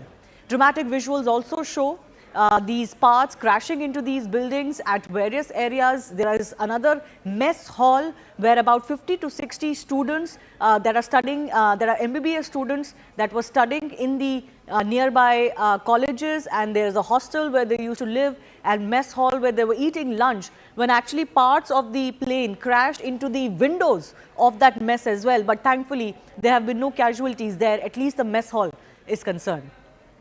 Soon after the crash, rescue efforts were in place, of course. Injured were rushed to hospitals. These are some of the visuals that we've managed to access. Chief Minister of Gujarat has also visited the civil hospital where most of the injured are being taken. These are, of course, injured. We don't know whether these were passengers. It's unlikely that they were passengers, because the situation also is that there could be more casualties or injured from on ground, from the buildings and across the airport perimeter where this plane crashed and burst into flames. We're also getting more fresh visuals that are arriving of the moments after the crash. Take a look at this visual. These are visuals of this densely populated area. You can see buildings are also on fire. There is debris on the ground that has caught fire as well. So these are the buildings that have come into the path of this crashing aircraft. We are being told that MBBS students lived in these hostels, and we are waiting to get more as far as their condition is concerned. But there is also a mess building, a mess hall where students had gone for eating during the lunch hour, which also bore the brunt, but less severe brunt of this crashing aircraft. At least there we spoke to an eyewitness. The students are safe. But the eyewitnesses told us that there is another building where this craft had crashed into. The visuals we also showed you earlier of the crashed aircraft stuck into the building, and there could be some casualties feared. But of course, we're trying to get you the latest. Let's also listen in, not just to eyewitnesses, but other relief agencies on ground as well. यहीं मेरे office में बैठी थी, जैसा धड़ाका हुआ मैं वहाँ office से वहाँ गई। बहुत बड़ा प्लेन क्रैश हुआ था, तो बहुत धुआं और आग लगी थी। जो डॉक्टर्स के फ्लैट थे उनको बहुत डैमेज हुए हैं, और उसमें से कितने डॉक्टरों को हमने निकाला है, लोकल कार्यकर्ता और सब मिलके। बाद में जो प्लेन में से निकाले हैं वो लोग भी बहुत बड़ी दुखद दुर्घटना, बहुत की मौत कुछ अभी कोई अंदाज़ा नहीं लग रहा है। रहने वालों को भी बहुत नुकसान हुआ है। हाँ, जस्ट बोर्डिंग हुआ था, मैं अंदर फ्लाइट के अंदर वॉक करते जा रहे थे, बट सामने बहुत बड़ा धुआं वगैरह दिख रहा था। बट उस टाइम मुझे ये नहीं मालूम था वो प्लेन क्या है। जैसे कोई आग, झाड़ी में वगैरह जंगल में आग लगती है ना, लाइक वैसा कुछ तो लगा था। ये मालूम नहीं था कि वो प्लेन क्रैश हुआ है। तो उसके बाद क्या हुआ? इंडिगो की तरफ से इन्फॉर्मेशन, एयरपोर्ट की तरफ से क्या इन्फॉर्मेशन मिल गया? नहीं, तब तक कुछ फिर हम अंदर जाके बैठे, हमारे साथ में हम फोटो भी निकाल रहे थे, जैसे कोई आग लगी होगी झाड़ी वगैरह में। जब फ्लाइट में बैठे और 10-15 मिनट इधर फिर एकदम से अनाउंसमेंट हो गया कि फ्लाइट डिले हो रहा है। बट वहाँ पे उन्होंने ये रीज़न नहीं बताया कि किस वजह से डिले हो रहा है, इतना ही बताया था। बट अभी वो वाईफाई मतलब इंटरनेट वगैरह सब चालू था, मोबाइल पे न्यूज़ आ गया, तब हमें पता चला कि वो फ्लाइट क्रैश हुआ है। मेरा लड़का है ना, वो ब्रेक पड़ा था खाने का, तो हॉस्टल में खाने गया था इधर, यानी हॉस्टल में ही प्लेन क्रैश हुआ। पर मेरे लड़का को कुछ हुआ नहीं, बात हुई मेरी, पर इसके भाईबंद है ज़्यादा हुए तो लोग मर गए। ये फिर मेरे लड़का को देखने जाना है अंदर। मेरे को लड़का बोला है कि मैं अच्छा दूसरे माल से कूदा था ना, तो थोड़ा खाली लगा है, ऐसा बोला है मेरे को। पर मैं जाऊँ अंदर तो मालूम पड़े ना। ठीक है। हमारी बहन जा रही थी 1 बजे जा रही थी प्लेन। 1:10 की फ्लाइट थी और जा रही थी लंदन। लंदन जाने से पहले ही क्रैश हो गया प्लेन। मेरी साड़ी था, वो खम्बीसर थी, लंदन जा रही थी। हाँ, फिर बस वो 1 घंटे में समाचार आ गया को प्लेन क्रैश हो गया है, इसलिए मैं वापस अहमदाबाद से बाहर निकल गया था, तो वापस आए सिविल में आ गया। अभी कुछ भी समाचार नहीं मिला है। कुछ समय पहले दोपहर को एक दुर्भाग्यपूर्ण घटना घटी है। एयर इंडिया का AI-171 जो अहमदाबाद से लंदन जाने वाला जो फ़्लाइट था वो क्रैश हो गया है। उसमें कुल 242 लोग थे, 230 पैसेंजर थे और 12 क्रू मेंबर्स थे। तो वहाँ पे अभी सब राहत का कार्य शुरू है, बचाव का कार्य वहाँ पे शुरू है। हमारे मिनिस्ट्री में भी अभी हमने एक वरिष्ठ अधिकारियों की एक बैठक भी करी है। जांच तो शुरू है, वरिष्ठ लेवल पे हमारी मीटिंग भी अभी यहाँ पे हुई है और वहाँ पे अभी इमरजेंसी में जो बचाव राहत का कार्य चल रहा है उस पर चर्चा हुई है। अभी किसी बात पर बोलना यानी कि कितनी कैजुअल्टी हुई, क्या हुआ, तो उस पर थोड़ा टाइम लगेगा।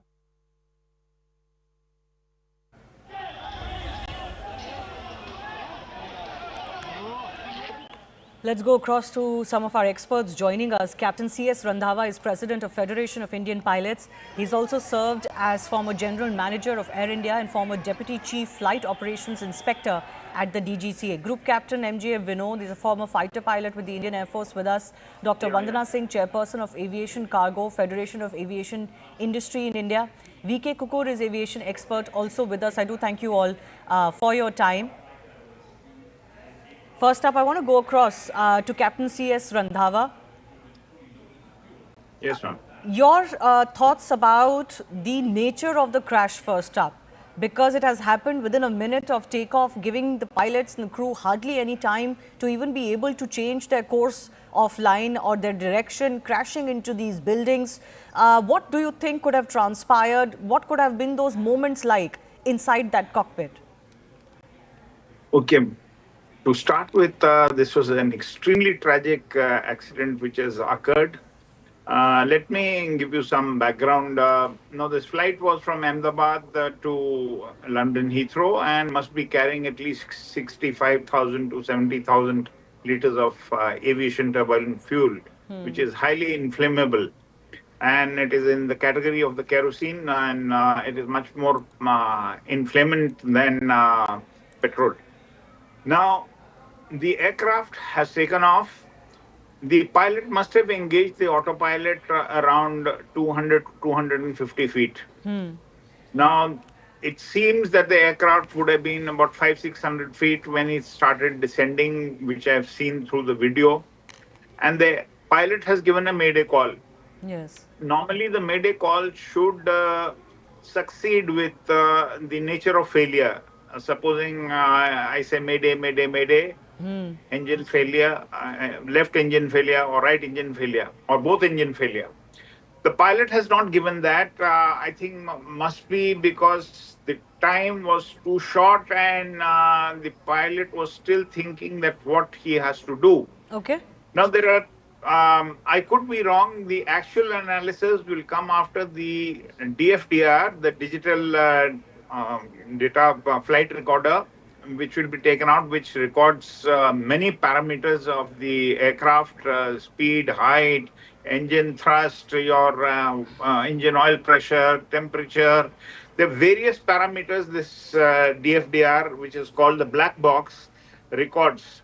In addition to that, there is a cockpit voice recorder, which has got a recording up to 2.5 hours, and then it starts auto erasing. So these two will be able to tell us during the investigation, which I don't think so, the AAIB, which will be instituted to do this inquiry of the crash, they will take time because even the Boeing company will be involved in, in this investigation. So just hold your thought. Just hold your thought. I'm going to come back to you and our other experts as well. My colleague from News 18 Gujarat, reporter Maulik Dhamecha, is actually joining us from the BJ hospital where this plane crashed. Yes. मौलिक, हमें जरा दिखाइए वहाँ पे किस तरह का damage हुआ है और आपको क्या इन्फॉर्मेशन, क्या जानकारी मिल रही है कि कोई वहाँ पे जो बच्चे थे, जो स्टूडेंट्स थे, उनके क्या हालचाल है? बिल्कुल पूरा मामला जो है वो 1:30 बजे के आसपास जब प्लेन क्रैश हुआ तब बना था। फिलहाल ये दृश्य से आपको दिखाना चाहूँगा कि ये जो पीजी अस्पताल है जहाँ पे डॉक्टरी की अस्पताल से पढ़ते हुए बच्चे, जहाँ प्लेन क्रैश होने के नाते लगभग 22 से 30 बच्चे थे जो यहाँ पे प्लेन क्रैश होते ही सीधा ब्लास्ट हुआ और ब्लास्ट होने के नाते वो यहाँ जलकर राख हो गए। साथ ही साथ 133 से भी ज़्यादा पैसेंजर जो प्लेन में सवार थे, अहमदाबाद से टेक ऑफ की हुई फ़्लाइट जो थी वो लंदन की ओर जा रही थी, पर करीबन एयरपोर्ट से निकलते ही लगभग 1 किलोमीटर दूर आई होगी और 1 किलोमीटर दूर आते ही ये ब्लास्ट होने के कारण सारा जो है तहस नहस हो चुका है। पूरी बिल्डिंग जो है 8 माले की बिल्डिंग अभी लगभग 4 माले की रह चुकी है। पूरा काटमाल जो है वो खसने की काम जो है वो पुलिस, एनडीआरएफ की टीम, पूरा गुजरात पुलिस का फोर्स और साथ ही साथ आर्मी की टीम जो है वो भी जुटी हुई है। लोकल जो पुलिस और फायर ब्रिगेड की टीम जो है वो भी फिलहाल तैनात है।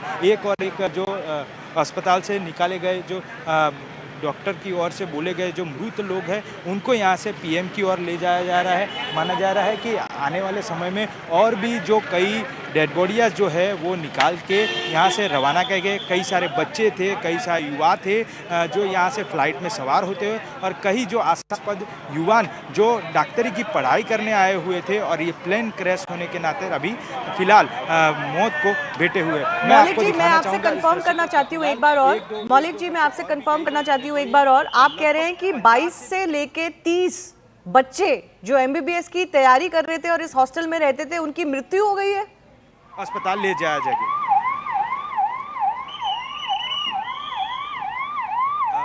मौलिक जी, आपको मेरी अगर आवाज आ रही है, मैं एक बार कंफर्म करना चाहती हूँ आपसे कि ये जो एमबीबीएस की तैयारी कर रहे थे बच्चे, उसमें से 22 से 30 बच्चे उनकी मृत्यु हो गई है वहां पे उस हॉस्टल में। माफ़ कीजिएगा, आपको एक बार क्वेश्चन जो है वो रिपीट करना पड़ेगा क्योंकि एम्बुलेंस की आवाज़ इतनी आ रही है, मैं आपको सुन नहीं पा रहा था। पर फिलहाल एक दृश्य जो है वो आपको दिखाना चाहूँगा कि जो अभी भी फ़िलहाल कई सारे स्वयंसेवक हैं, कई सारे एम्बुलेंस जो है वो यहाँ के लिए काम में जुटी हुई है, कागजात जो है वो निकालने के जुटी हुई है। फिलहाल एक एक करके एम्बुलेंस जो है वो अंदर भेजा जा रहा है और फिलहाल कोई भी अंदर आ ना जा सके, इसीलिए बीएसएफ का जो पॉइंट है वो बीएसएफ भी यहाँ अंदर जुटा हुआ है। लाइट जो है वो लाइट बिल्कुल ऑफ कर दिया है। टॉरेंट पावर की टीम जो है वो टॉरेंट पावर की टीम जो है यहाँ लगातार तैनात है। साथ ही साथ कई सारे स्वयंसेवक हैं वो भी जुटे हुए हैं। फिलहाल अभी एएमसी के जनरेटर मंगाए गए हैं क्योंकि जो आसपास में जो बड़े घने वृक्ष से उनको काटने के लिए कहीं जो जनरेटर की व्यवस्था जो है वो एएमसी की ओर से की जाए। ऐसी कई सारी मात्रा में एम्बुलेंस जो है एक दो डेड बॉडी निकालने के लिए आती जाती रहती है। अभी फ़िलहाल 50 से भी ज़्यादा डेड बॉडियाँ ऑलरेडी निकाल चुके हैं और उनको अस्पताल भेजा जा चुका है। फिलहाल ये मामला लगभग 1:30 बजे से जब शुरू हुआ है और अभी 6 बजने की वारदात है। 6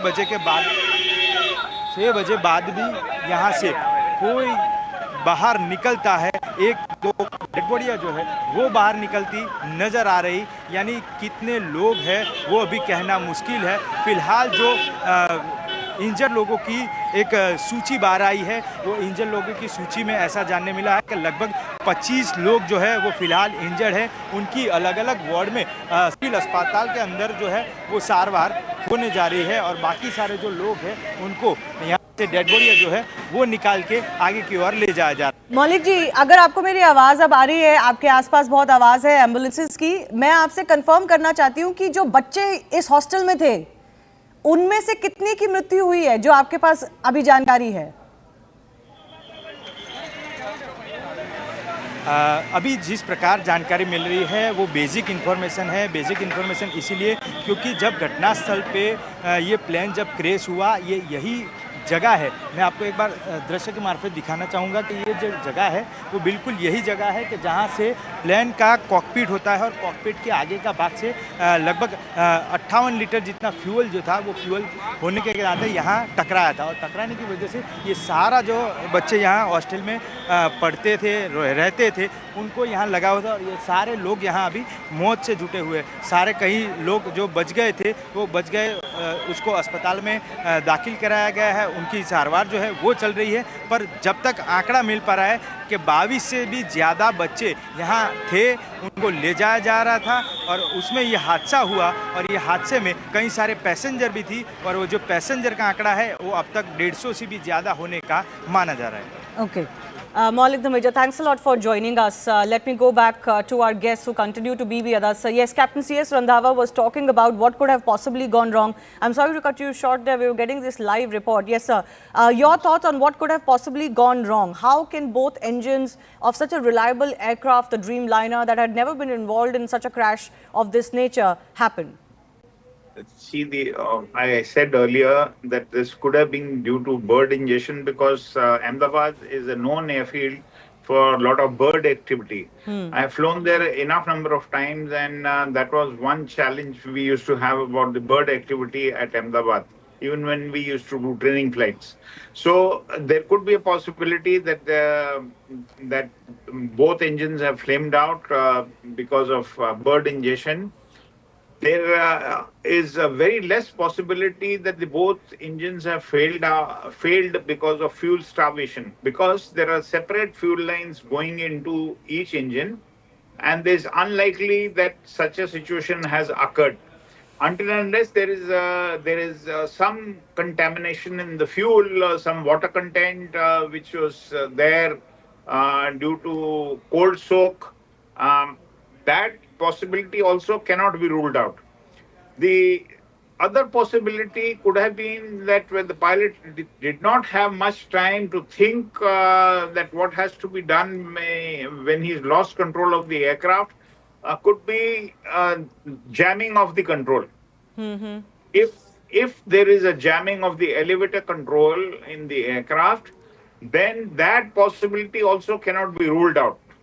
So, in my opinion, it will be not correct to come to any conclusion without the AIB retrieving the DFDR and the CVR, and then only we would be able to come to know. Thirdly, let me tell you, when the aircraft crashes with so much of fuel, it is like a time bomb. Yes. And if it lands up over a populated area, there is no question of survivors wherever the debris of the aircraft will go, because the fuel will be all over.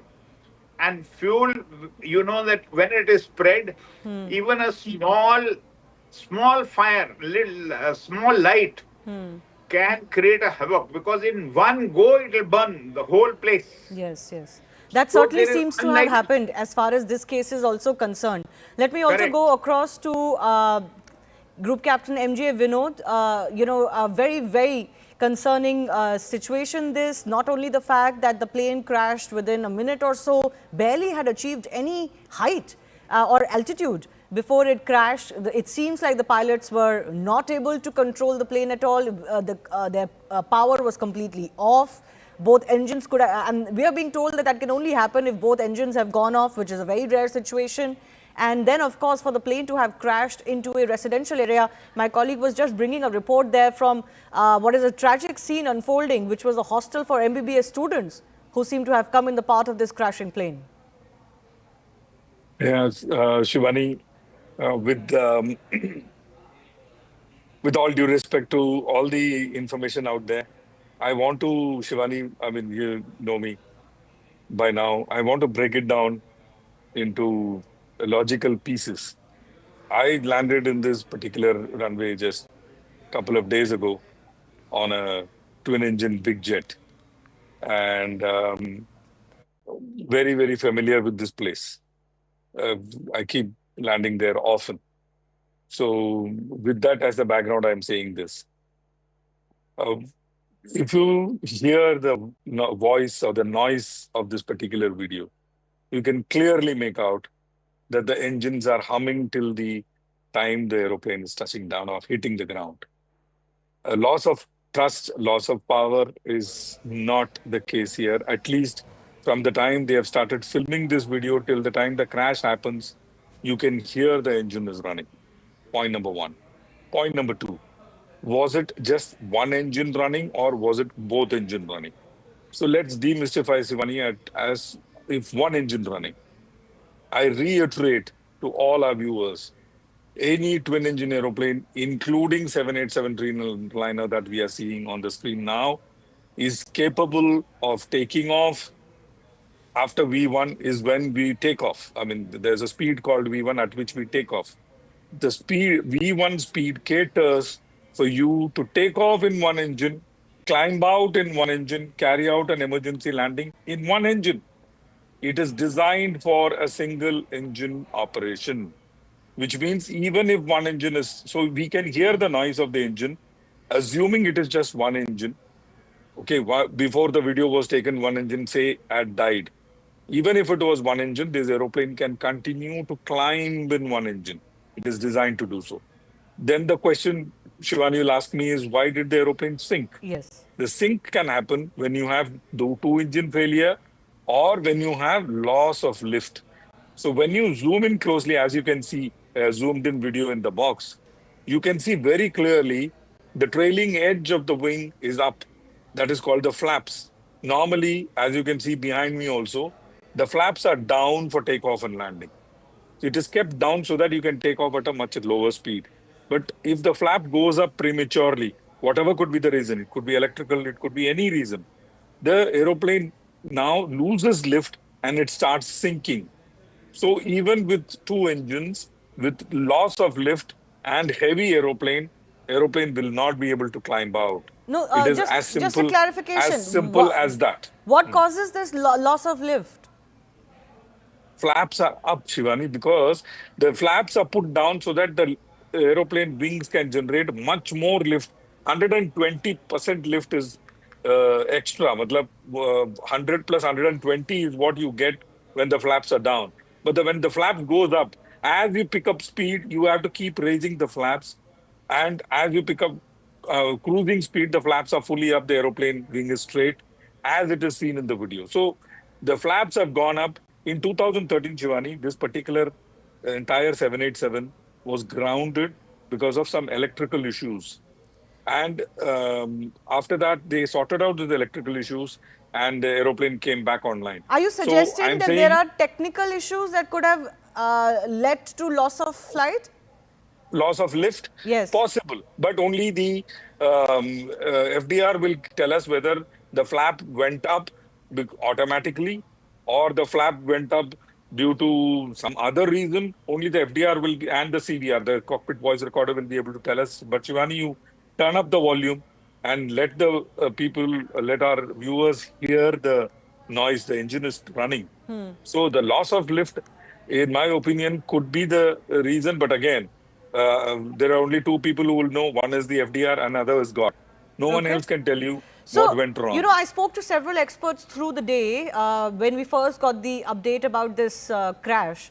And most are suggesting that this nature of crash soon after takeoff in what was clearly a fit aircraft to fly, it had come from Delhi to Ahmedabad and then was flying from Ahmedabad to London, could not have happened given that the pilots had no time to react, to respond. After Mayday call, they were incommunicado. This couldn't have happened without loss of engine. But you are suggesting that loss of engine is not the case here. Turn up the volume. You will know what I'm saying. Just turn up the volume of this particular video. You will know what I'm saying. See, sound is a very, very important clue. Visual, yes, but sound is a very, very important clue, especially, I mean, you'll be surprised to know, and the viewers will be surprised to know, with sound, you can even make out what is the RPM of the engine. We have that technology where we can make out what is the RPM of the engine, and with that, we can make out whether engine was, at what RPM is it going around, and did it function correctly or not. So these are the things we are able to make out with just sound. So the engine, question that at arises least one is, engine was working, Shivani. At least one, and one is enough. And one is clearly enough. So the question that arises is whether it's a technical, mechanical failure or some sort of a manual error. Dr. Vandana Singh is chairperson of Aviation, Cargo and Federation of Aviation Industry in India. And Dr. Vandana, I want to come to you with the issues surrounding the Boeing. While the Boeing Dreamliner is being called an airline with great safety record, We do know that there are whistleblowers plus other investigations that have happened into Boeing operations that have pointed out to serious lapses in security protocols, audits, etc. In fact, in April 2024, a whistleblower had actually warned against the safety of the Dreamliner 787 itself. What do you make of what has happened today? Rightfully said, well acknowledged, and thank you for having me on your show, Shivani. Yes, indeed, first of all, 787, a Dreamliner as such is a very robust aircraft, and it has a good health check about it, that it is flying all over the world, and it's being maintained well. There are whistleblowers everywhere, whether it's Airbus, whether it's Boeing, whether it's any other company, we know about that. I am actually questioning the maintenance of this particular equipment, and if all the checks were done in order. I'm also hearing all about, what could it be? Of course, the flight data, the recorder is going to reveal what it was, but it could have been a massive electrical or a software system failure cause, which means it is causing total FADEC, full authority, digital engine control, meaning complete down. But then if the engines were running, the question is what went wrong? It could be a critical maintenance issue. It could be a weight and volume issue. It could be a misdeclaration on the flight. It could be cargo. It could be something as simple as a lithium battery or dry ice or something which is cargo aircraft only, which is loaded on this equipment. We also see it tail heavy. When we are seeing the visuals, we are also seeing it tail heavy. So there are many questions there, many speculations there, and all the experts are talking about it.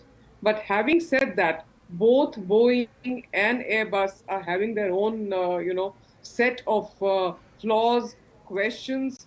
Do not forget the Qantas flight in 2008, where not engine failure, but how electrical and software glitches completely disrupted it and caused the crash. So the question is, we can speculate right now. Flight data, the recorder is going to reveal everything, but whistleblowers are definitely needed. Whistleblowers have to come out, because this is talking about the safety and security of human life.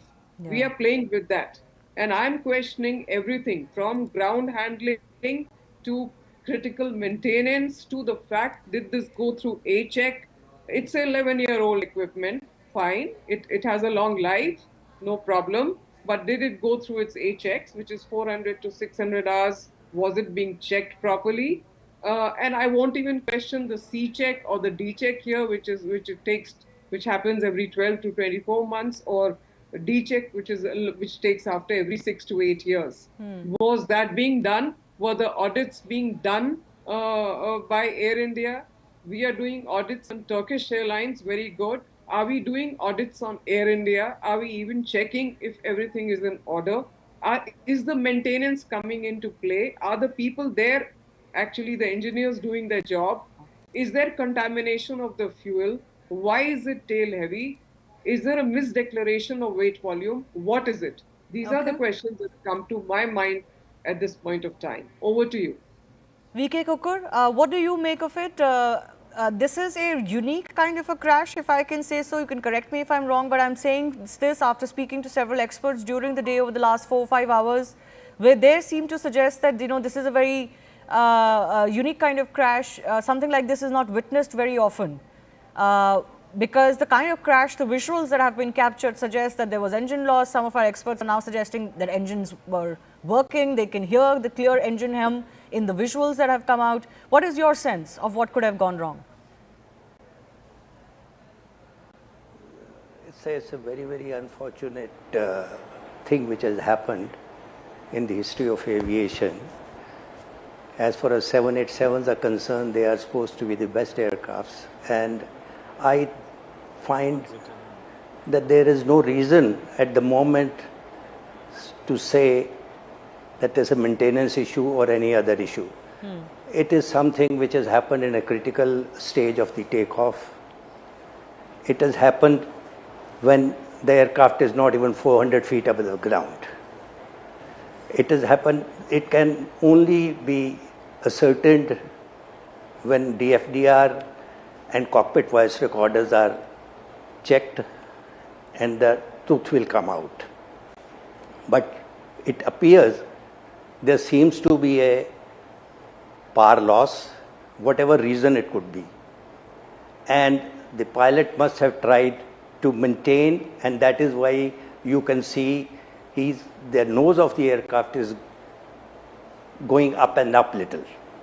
That means he's trying to maintain and he's losing the speed. And the aircraft is descending maybe 400, 500 feet per minute or whatever it is.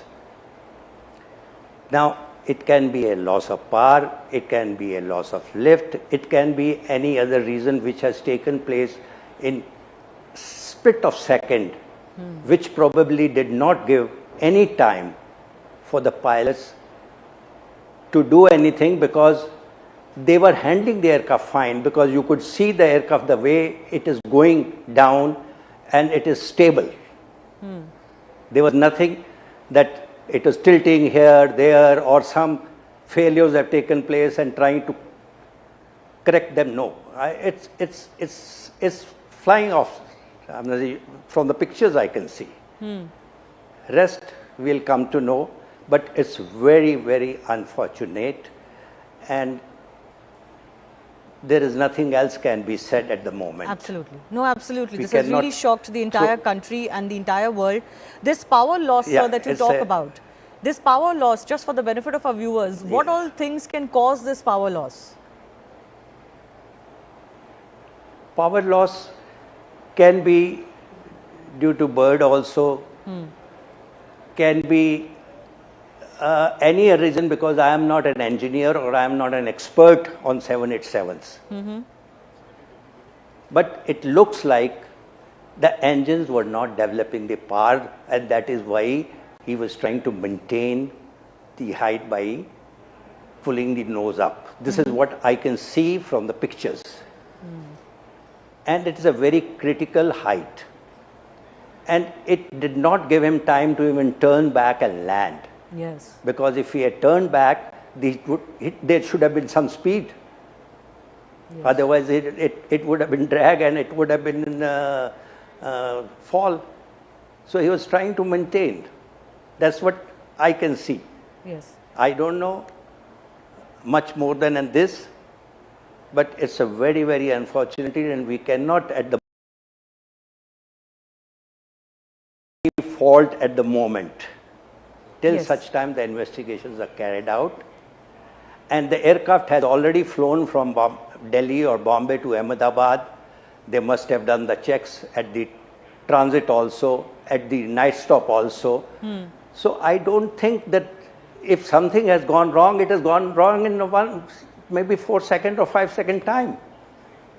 Right. 5 seconds, 10 seconds, because the aircraft has not attained more than 400 feet from the ground. Absolutely. It happened very soon after takeoff. Hardly any altitude had been achieved by the aircraft. It is a critical stage of takeoff. Yes, yes. Captain Saurav Bhatnagar, who's a former A320 pilot from with Indigo, is also joining us. Captain Bhatnagar, your sense on what could have gone wrong as far as this crash is concerned? Hi, good evening. First of all, I must, say this was a very tragic accident which has happened in the history of, 787 Dreamliner, one of the very best and one of the very excellent aircraft to fly by. Though I'm an Airbus 320 with Indigo and Air India Express. And, a lot of theories, the moment these kinds of accidents happen, so there's a lot of theories starts, floating in the air, in the WhatsApp group, in the pilot group and everything. And naturally, the footage also I have seen, and prima facie, it appears to me that yes, what sir is saying is loss of power, because if you see the attitude of the aeroplane, it is going down immediately after takeoff within 1.6 to 1.7 nautical miles in the takeoff direction. The aircraft has gone down. Okay, the moment you see the footage, it looks like a very controlled descent and there's no flip, there's no change in the attitude of the aeroplane or something. So it looks like a loss of power. Now how the loss of power can take place, whether it is one engine or whether it is two engine. So we are trained, in fact all the aircraft are designed, proven and tested to fly out of the ground even with one engine failed at the time of the takeoff. So we are trained in the simulator. We do exercises regularly.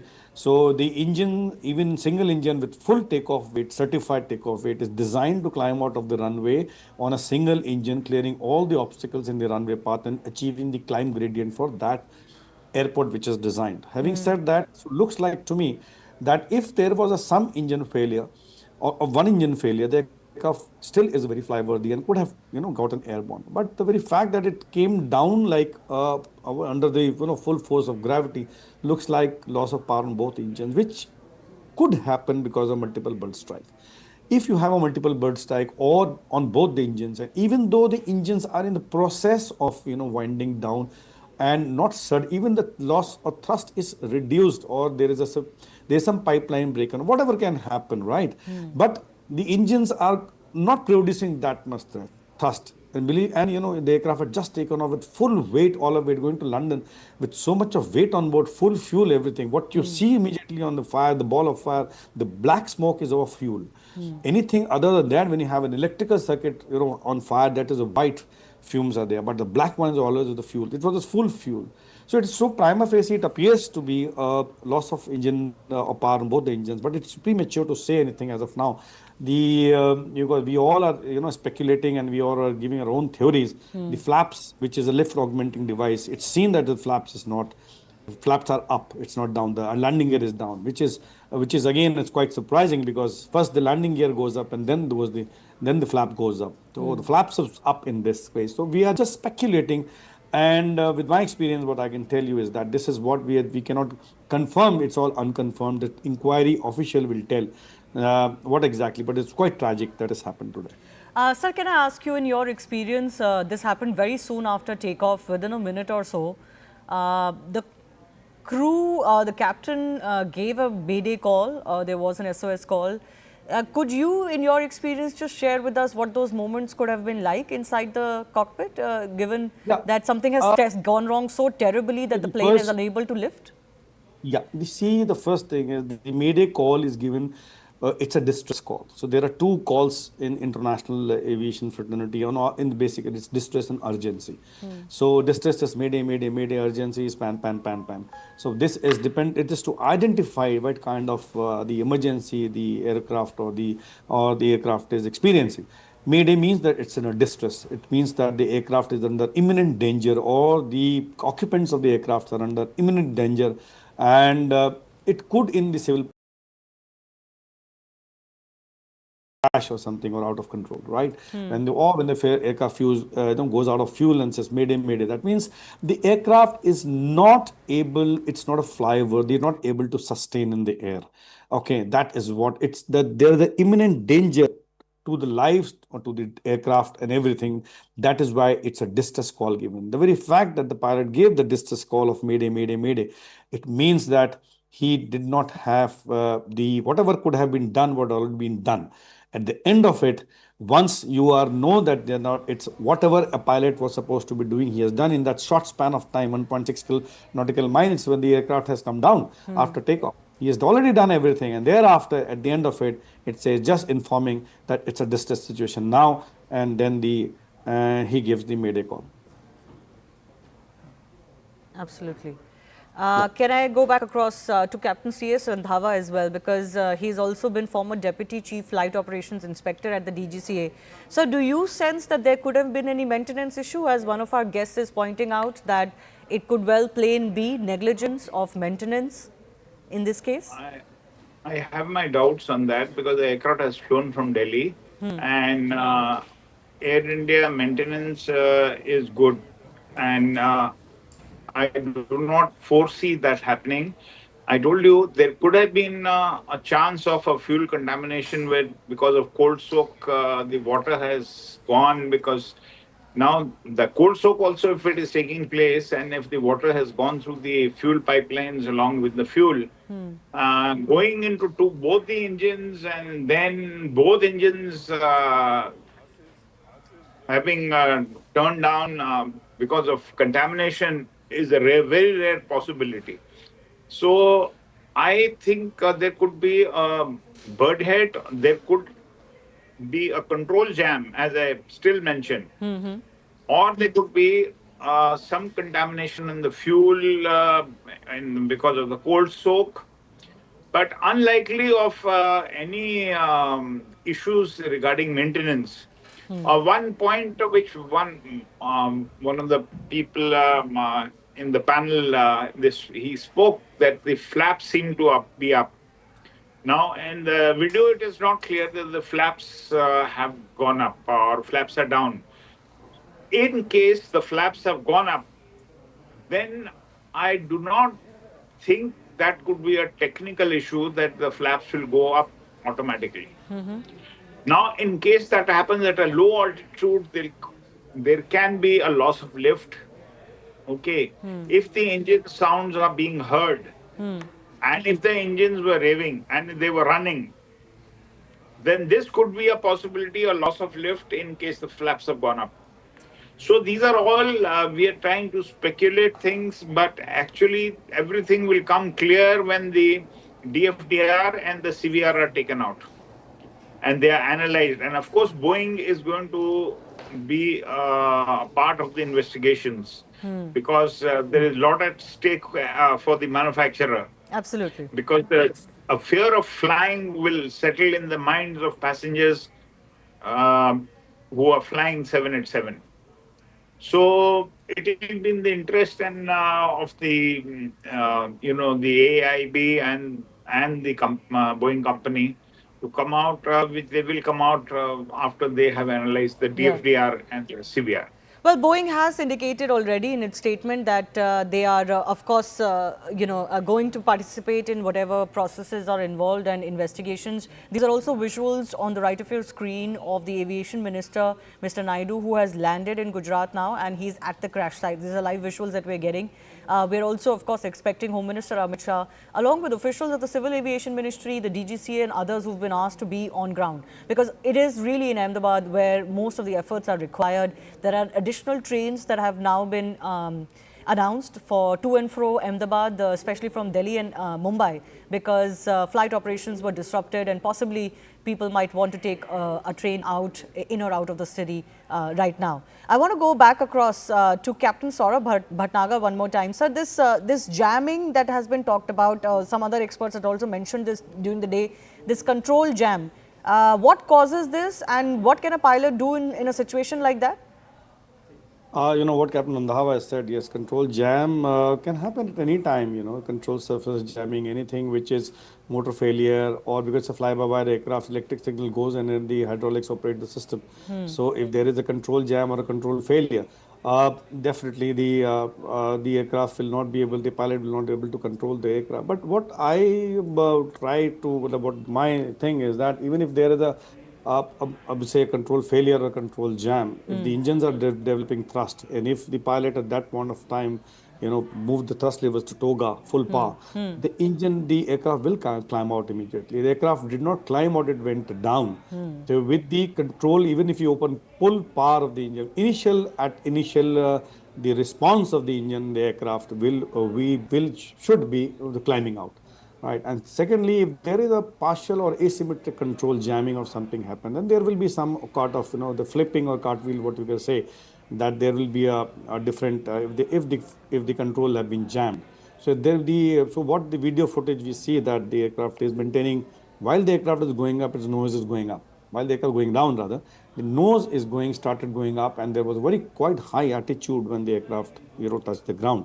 So my thing is any kind of control failure, initially, the moment you put full power out, there is definitely a lot of thrust is generated immediately on the engine, and there will, even if there is a control is not able, the aircraft will have a nose up altitude and go up first instead of going up. So something more. That's my take on this. Something more could have happened, and not just a control jam as far as the situation. It was basically, it came down under the force of gravity. That's what I get, and because the weight was very high at that, it couldn't have glided also something of that sort. Wherein controlled by by lowering the nose, there was no height itself.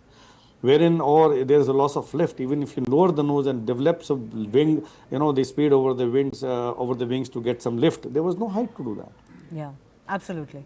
Well, certainly very tragic whatever has happened, and one only shudders to think what would have happened in the cockpit, giving pilots no time really to do anything. And there are about 50 to 60 medical students who have been taken to hospital now, we are being told, and we really do pray for their well-being. Let's also take final comments from Group Captain MJ Vinod and Dr. Vandana Singh one more time. Group Captain Vinod, certainly investigation is going to be very key here. The world really deserves to know what really caused this, because we don't really want speculation for too long, and we certainly don't want the fear of flying to set into the mindsets of people. Absolutely not. And that is why I'm trying to piece it, Shivani, logically. Umpteen number of reasons are there. All those reasons can be sifted out by just these visuals. And, when aeroplane is heavy, when the flap goes up, very, very important point this is. Like I said, if you could run the few visuals just with the engine noise, you can make out that engine is still running, which means power is there. When the flaps go up, Shivani, there's something called, at least in the Airbus, we have something called VLS. And there is, we call it the barber pole, the low speed regime. It comes up and the aeroplane goes into low speed regime, and especially when you're heavy, you get into low speed regime very fast. You get into stall condition very fast when you take the flaps up prematurely. And in this case, it is the loss of lift. The reason could be umpteen, including electrical. So that is something we may need to keep in mind. Why the flap went up is the question that FDR will answer. Flap went up is the reason it went down into the ground, is my take on the subject. Rest all or noise. Over to you. Dr. Vandana Singh, we did get an update that the entire fleet for Air India is now being reassessed. Do you think there should be an across airline kind of exercise done post this crash, even though we cannot ascertain the very reasons for this crash right now?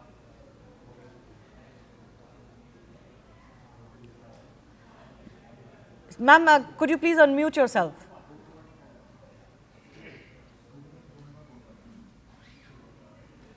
Dr. Vandana Singh, can you hear me? I can hear you. Yes, go ahead. We can hear you now.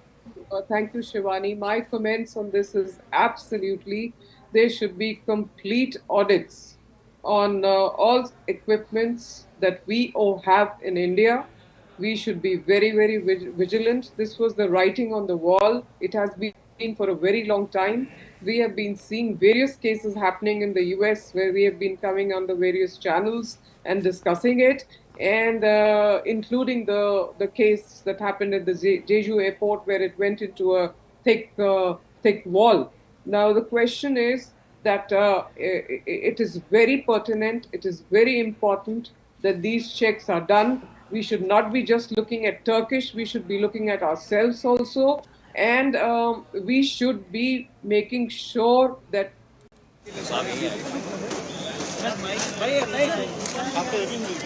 yes, sir.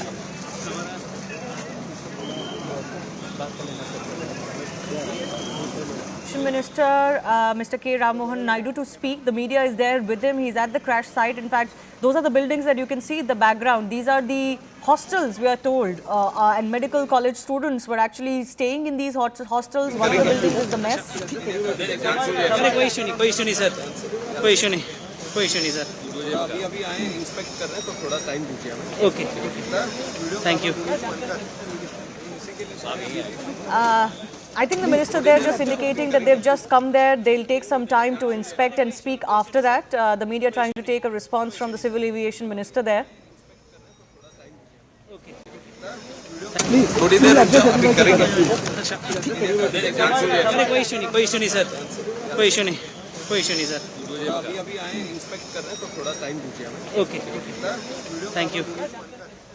I'm also joined by Akash Watts, who was also in the same airplane that flew from Delhi to Ahmedabad prior to its departure from Ahmedabad to London. He has also tweeted saying that he noticed certain unusual things in place and can give more details. So Akash, if you can hear me, can you explain, can you describe your experience and what did you find that was unusual during your flight from Delhi to Ahmedabad on this plane? Hi. So the things that were unusual were first the AC that I've already, mentioned in the video that I've shared on X. So AC wasn't working. Some people are saying that it is common practice that during takeoff the AC is turned off for a better thrust. But throughout my life, I have never experienced any such thing that the AC is turned off during takeoff because it is just an aircraft. It is packed and there is no place for oxygen or ventilation. So it was very suffocated. In fact, I turned on the front camera. I've shared that same video. I turned on the front camera and I was sweating. My hands were sweating. After the takeoff, the compressor was like getting turned on, turned off, on, off, on, off. So the temperature, it was not stable. And usually I fly wearing a full sleeve shirt or jacket, but today I'm flying in a half t-shirt because initially I thought that it would be cold and I would be needing a blanket, but it was so hot inside the plane throughout the journey. I mean, I was not able to tolerate that fact that why it is happening. Secondly, in-flight entertainment that is very common in Air India. It usually works.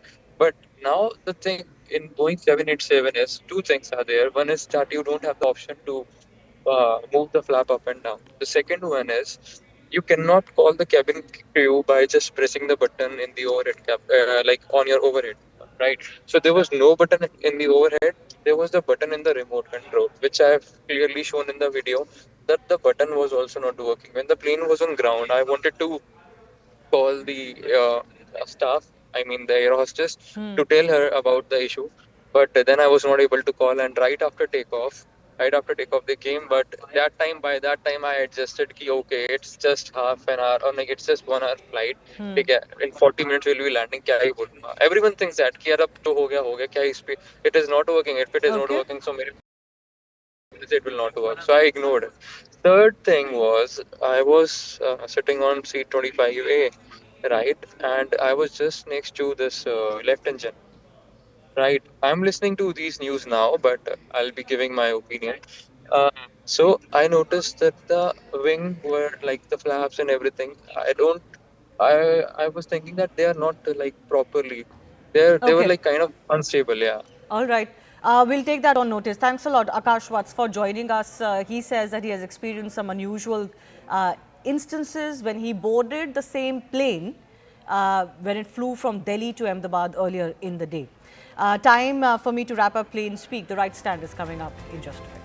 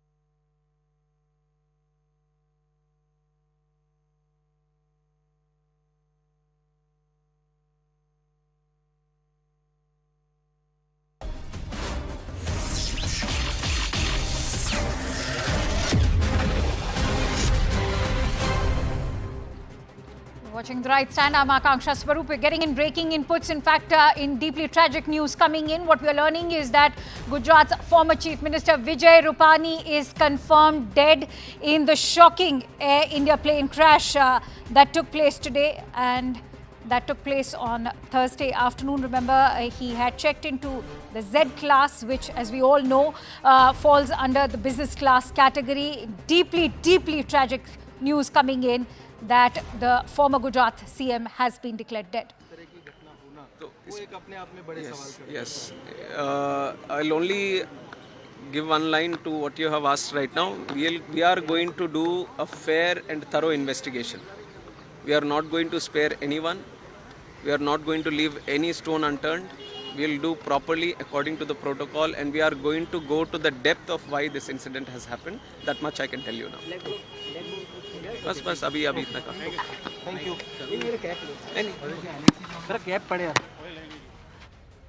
All right, Civil Aviation Minister Ram Mohan Naidu over there confirming that they will get to the depth and establish what led to that tragic air crash. But in the latest news that has come in, which is equally shocking as the air crash, is the fact that the former Gujarat Chief Minister, Mr. Vijay Rupani, has been confirmed dead. Let's also listen in to what C.R. Patil, Gujarat Minister, has to say. Plane के हादसे जब होते हैं वो भयंकर होते हैं। मोरो गुजरात में अहमदाबाद में हो, ये तो कभी गुजरात के लोगों ने कभी सोचा भी नहीं था। इतना बड़ा हादसा हुआ है, इससे पूरे गुजरात और देश की प्रजा भी हिली हुई है। इंटरनेशनल प्लेन में जाने वाले सभी लोग इसमें उनको क्षति हुई है, उनको कोई मौका ही नहीं मिला, और शहर के बीच में होते हुए भी हम कुछ नहीं कर पाए। इसका बड़ा दुख है। सभी दिवंगत आत्माओं को शांति मिले, उसके लिए प्रार्थना करते हैं। उनके जो स्वजन है, उनके ऊपर जो आपत्ति आ पड़ी है, भगवान उनको शक्ति दे, ऐसी प्रार्थना करते हैं। और हमारे लिए तो हमारे नेता पूर्व मुख्यमंत्री श्री विजय भाई रूपाणी भी इसी फ्लाइट में अपने परिवार को मिलने के लिए जा रहे थे, वो भी इस हादसा का शिकार हुए हैं। भगवान उनकी भी आत्मा को शांति दे। भाजपा परिवार में एक बहुत बड़ी खोट आई है, और इस हादसा इतना बड़ा है कि माननीय प्रधानमंत्री श्री नरेंद्र मोदी साहब भी और श्री अमित भाई शाह साहब भी तो तुरंत गुजरात पहुंच रहे हैं, और जो भी बन सकता है, जो भी कर सकते हैं, उसके लिए भी वो यहाँ पर आकर करेंगे।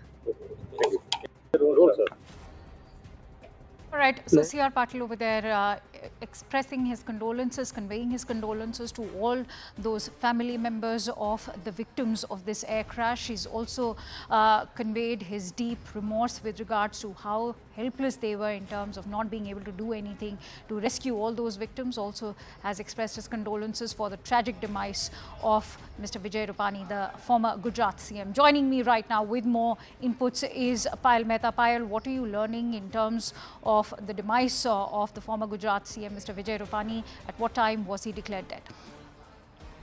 He was declared dead just a short while ago, but Rupani's demise seems very personal. I have covered his journey both as a Rajya Sabha member of Parliament to the fact that he was declared the Chief Minister in 2016, to the fact that he was asked to step down in 2021 when Bhupendra Patel took over. Thereafter, he's held organizational responsibilities. Is currently the Punjab head as far as the BJP's organization is really concerned. He has been somebody who in fact stepped down from active politics, in the sense he would not fight active electoral politics in 2022 when he wrote that letter to C.R. Patil, essentially saying that he would not like to contest the election. And what a tragedy coming to the fore, Akanksha. He was on his way to London. That picture which is out is what fellow passenger clicked and sent to his daughter, because his wife, his daughter was already residing in London. She's married and has been residing in London. His son, who was in the US, was on his way to London, because the entire family was to meet together and celebrate a vacation together as well. What a sad end to this life as well. Vijay Rupani had a long-standing career. He started his career as an ABVP, supporter. He's been somebody who, in fact, moved on to, in fact, be an RSS pracharak. has also been somebody who was associated with the Janata government, had associated with the BJP from its very inception. One of those leaders who had actually spent few months in jail during the 1976 emergency as well. Extremely close to the BJP top leadership. Hails from Rajkot, is a Gujarati of the Jain community, has held multiple responsibilities, both with the organization and also with multiple responsibilities, including being a mayor in the past as well. What a sad end to the 68-year-old life. And Vijay Rupani, in a way, was on a happy trip to London trying to meet his family for a vacation, and it ended in a very, very tragic manner. One's heart goes out to his entire family that has to actually deal with this tragedy now. Right, absolutely agree with you. He was a figure who commanded and wielded much influence in the politics of not just the Bharatiya Janata Party, but particularly in Gujarat, because as you highlighted, he held office as the CM between 2016 and 2021. In fact, had held 2 consecutive terms. Many thanks to you, Payal, for bringing us those latest inputs. Let's also give our viewers a quick recap in terms of what exactly happened.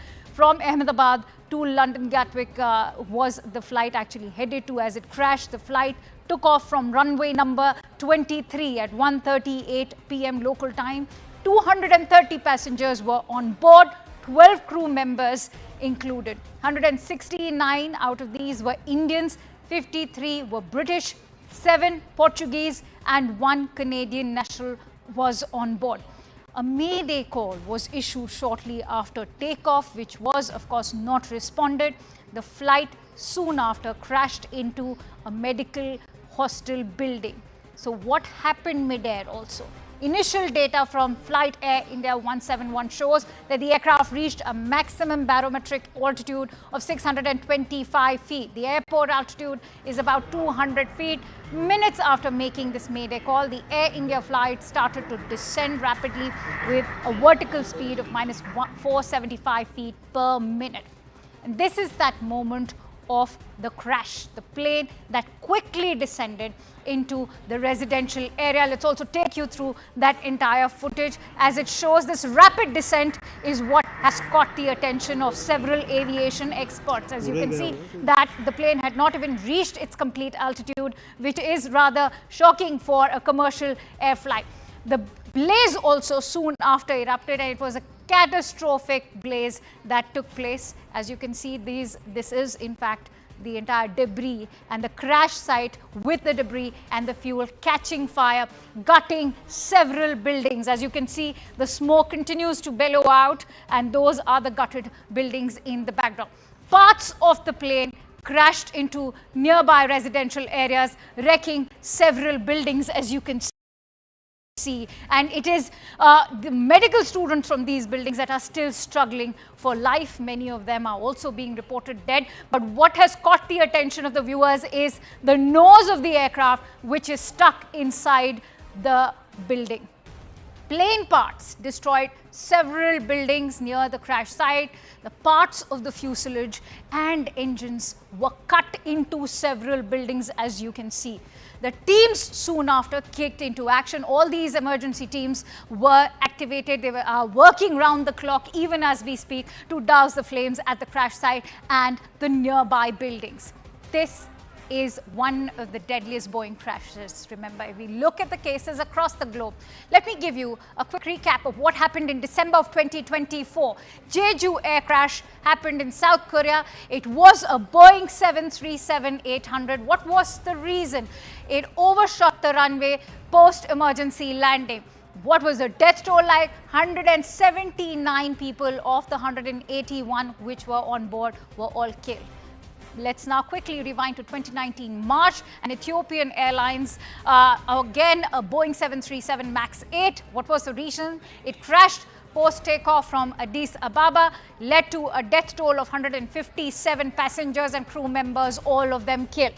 In October of 2018, the Lion Air Flight 610 in Indonesia crashed. It was a Boeing 737 MAX 8. The reason that was given that time was that it crashed into the ocean soon after takeoff. All 189 on board were killed. If we look at Air India crashes at home, especially in August of 2020. Quick, Air India Express flight 1344 killed 184 passengers, 6 crew members, and the reason given was that it overshot the runway during the landing. The death toll was 21 fatalities, and the conclusion that was drawn, in fact, was that there was a non-adherence to the SOPs by the pilot. Now, in May of 2010, in Mangaluru, the Air India Express flight 812 killed 160 passengers and 6 crew members that were on board. The reason that was given was that it overshot the runway, fell into a gorge, and led to the death toll of 152 fatalities. The deduction was that the captain failed to discontinue the plane. And so the Ahmedabad air disaster is the deadliest crash in Indian aviation. It has, of course, prompted several unanswered questions. Let me bring those questions forward to you. The first most burgeoning question that begs our attention is, was there a technical issue detected a day before the flight that was perhaps missed out on? The other question that also is being raised is, what prompted the pilot to issue the SOS within 5 minutes of the takeoff? Can foul play angle be even ruled out by the authorities? Will all Boeing 787 planes now be put under scanner following this deadly air crash in Ahmedabad today? Will the black box unlock the mystery behind the plane crash? These are all the host of questions that people are still looking for answers for. Now, we are also getting in some breaking inputs right now.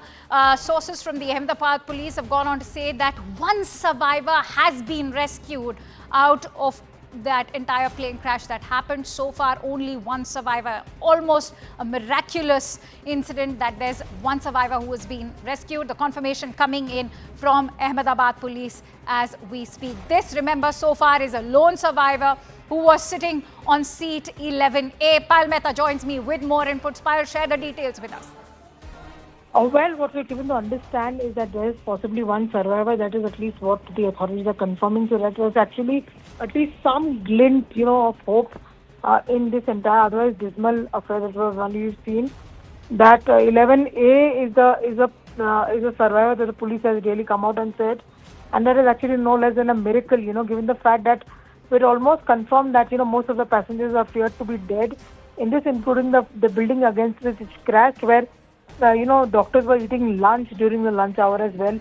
This is tragic beyond, beyond one's imagination, but at least one faint glint of hope. And that survivor actually must be a real survivor to survive this entire crash where everybody around him is feared to be dead. Akansha. Also, Payal, what are you learning in terms of the condition of this survivor? How seriously or gravely is he injured, and are there any hopes of him? All right, we seem to have lost that connection with Payal, but what we can tell you is this is almost a miracle that we have a lone survivor from that plane crash. And remember, many of them or almost all of them have been declared dead, but the Ahmedabad police confirming that one person has miraculously survived, and perhaps this survivor could be of extreme importance to the entire investigation, which will now be looking into what exactly led to that deadly air crash. Payal Mehta is back with us. Payal, if you could share details with us with regards to what is the condition of this lone survivor. Well, the condition has certainly been ascertained, and no doubt whatsoever, Akansha, that person must have really, got grievous injuries, to say the least, given the fact that everything around him is charged.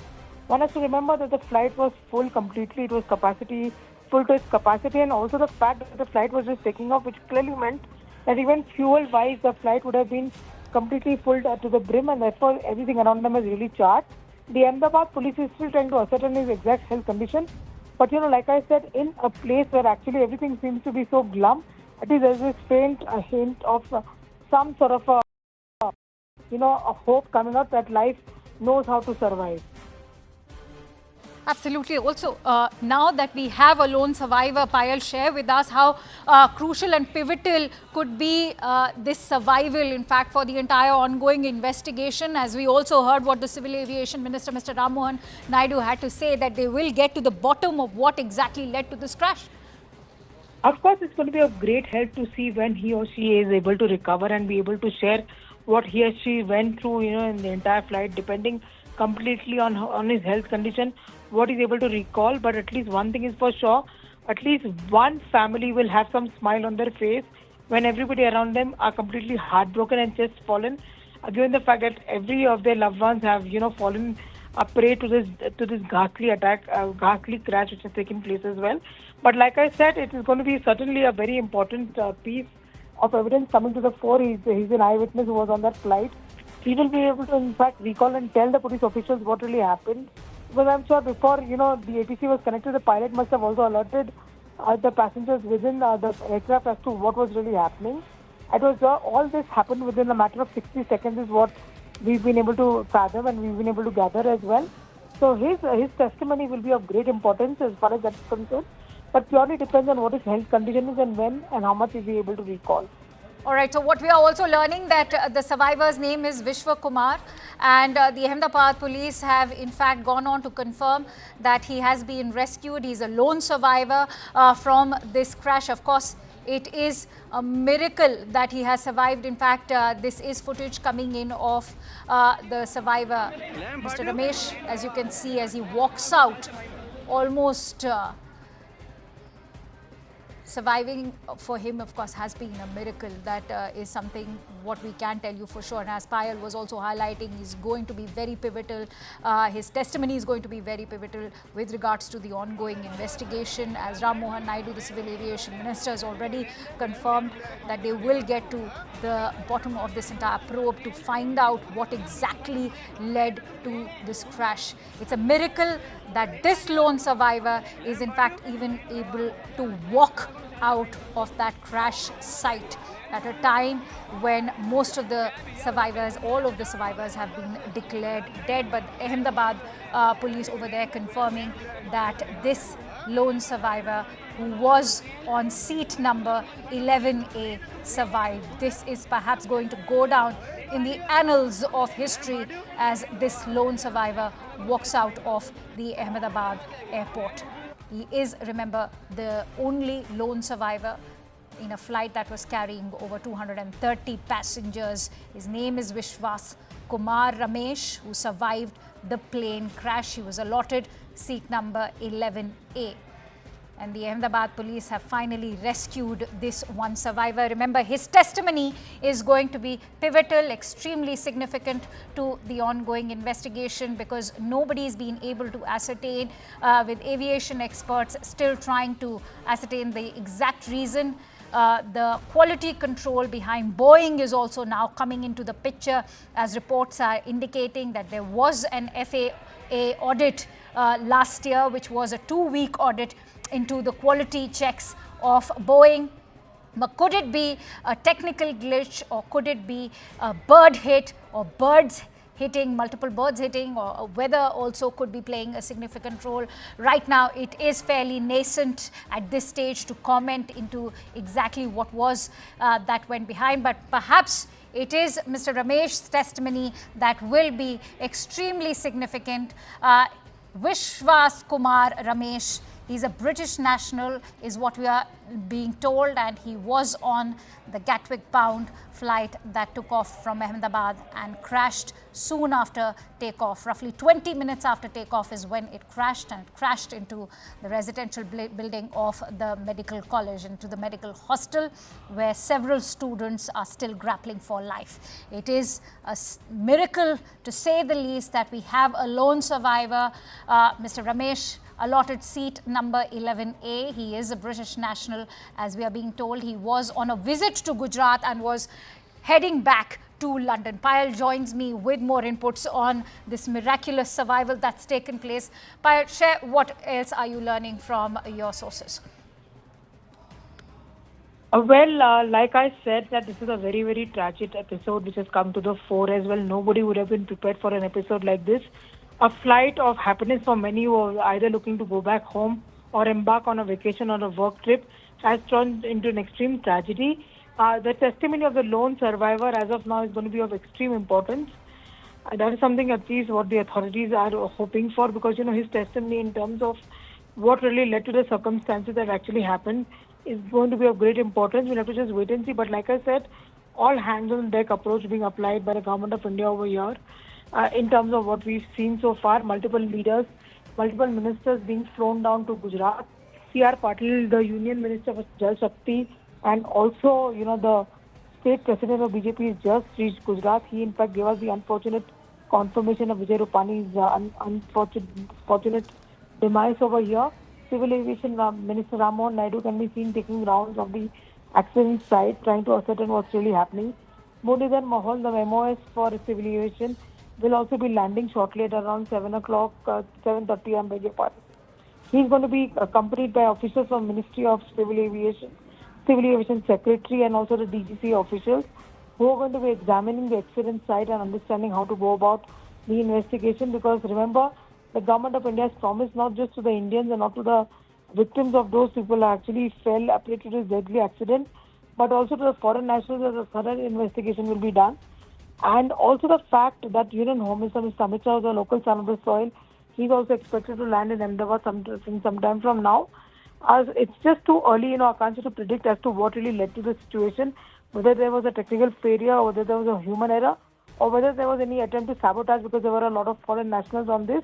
Nothing is being ruled out from the agency so far, and should there be any sabotaging angle which emerges over here, it will be important to see if the government hands over the probe to NIA or any other investigating agency. It's just too early in the day to talk about it. We'll have to just wait for some more time.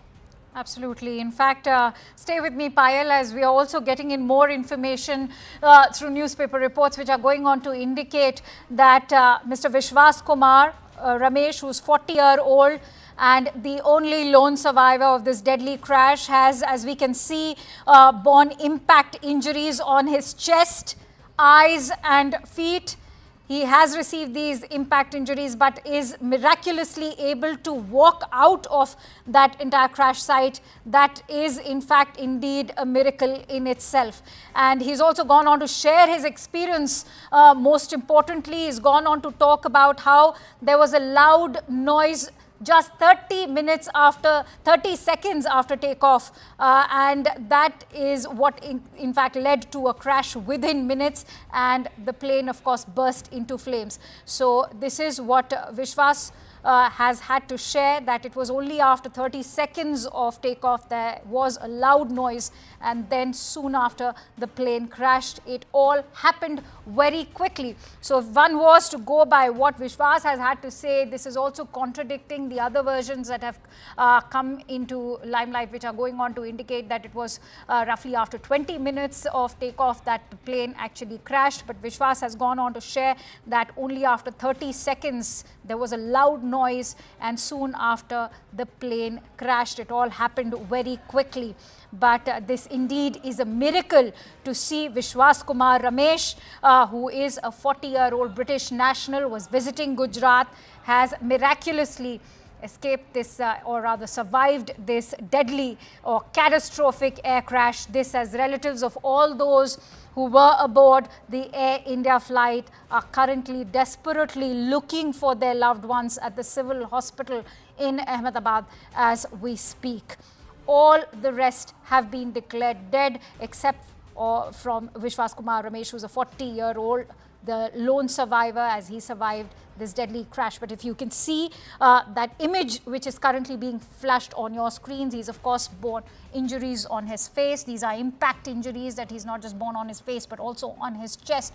But what stands out is that he's able to walk out of the crash, and these impact injuries, given the catastrophic explosion that happened after the plane crashed, it's a miracle to see this lone survivor, 40-year-old Vishwas Kumar Ramesh, who survived this entire crash. But as we've been highlighting, his testimony is going to be extremely pivotal to the ongoing investigation, which has now led to a host of unanswered questions. What are those unanswered questions? Well, many are wondering if it was the Boeing and the quality check that led to it. Can foul play angle be ruled out by authorities? Will all Boeing 787 planes now be put under the scanner following this deadly catastrophic crash? Was there a technical issue detected even before the flight could take off? CNN News 18 has been getting you reactions, and we've been speaking to passengers who boarded this flight earlier in the day, and they've gone on to talk about how there were technical slags because the AC in the aircraft was not working. The in-flight entertainment was not working, which is rather unusual for Air India flights. And those are the testimonies that we are learning from passengers who had boarded this flight.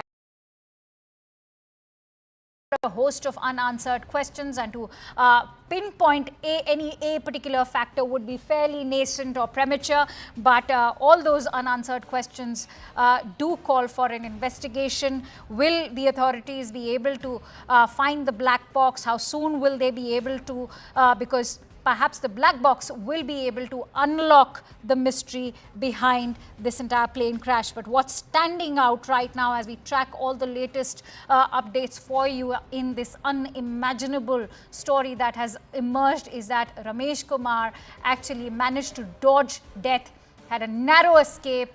In fact, that explosion that you can see is catastrophic to say the least, and he managed to actually come out absolutely unscathed. It's miraculous that he's managed to walk out of the crash site. As you can see, the least that he's borne is in fact those impact injuries on his face, on his chest. And he's a 40-year-old British national who was in fact visiting the state of Gujarat. He was on this Gatwick-bound flight. He was allotted seat 11A.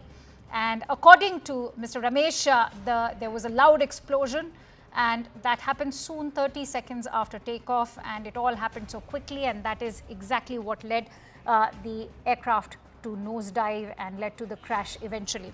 In fact, aviation experts have also been commenting on the rapid descent of this entire crash and the entire video.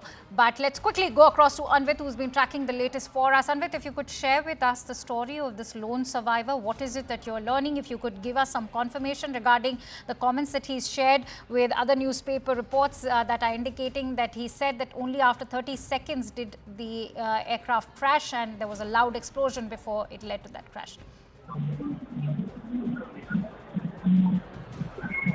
Anvit, can you hear me? All right, we'll try and reconnect with Anvit, but this is the big story of the hour that has emerged out of this entire air crash. The only silver lining to this deadly, catastrophic air crash, as Ramesh Kumar is the lone survivor, is a 40-year-old British national visiting the state of Gujarat. This as several families now look for their loved ones. Vishwas Ramesh, of course, survives this deadly air crash. Anvit is back with us. Anvit, what are you learning about this lone survivor of this catastrophic air crash? One passenger so far has been identified who is the survivor, and so far we are calling him the lone survivor because no other survivor has been reportedly been safe in this flight, and this man has been identified as Vishwas Kumar Ramesh. He had been living in UK for more than 20 years, and he had come to India with his brother, and he was traveling back. They had visited Diu, and he's a 40-year-old man. He had when he was found on the spot, he was put in an ambulance and sent to medical facilities.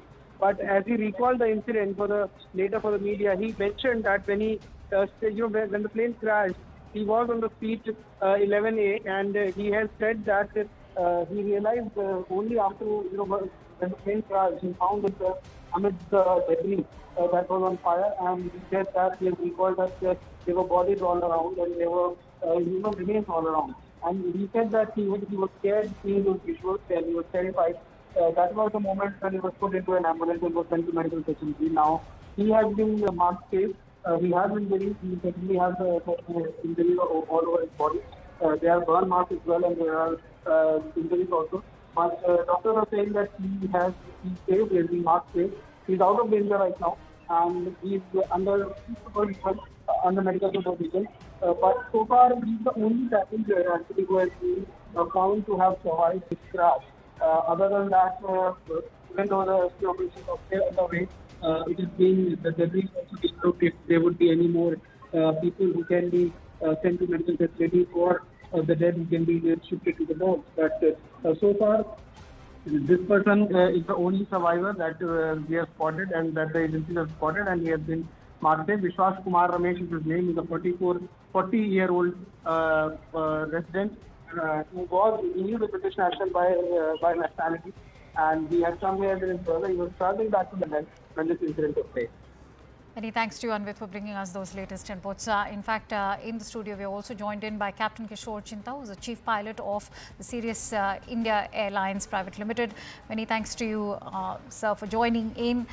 Captain Chinta, what do you make of this miraculous survival? Also, how crucial and pivotal could this testimony be now of Mr. Ramesh to the entire investigation? Good evening. Thank you for having me on CNN News 18. It is indeed practically grabbing life out of the jaws of death for the survivor.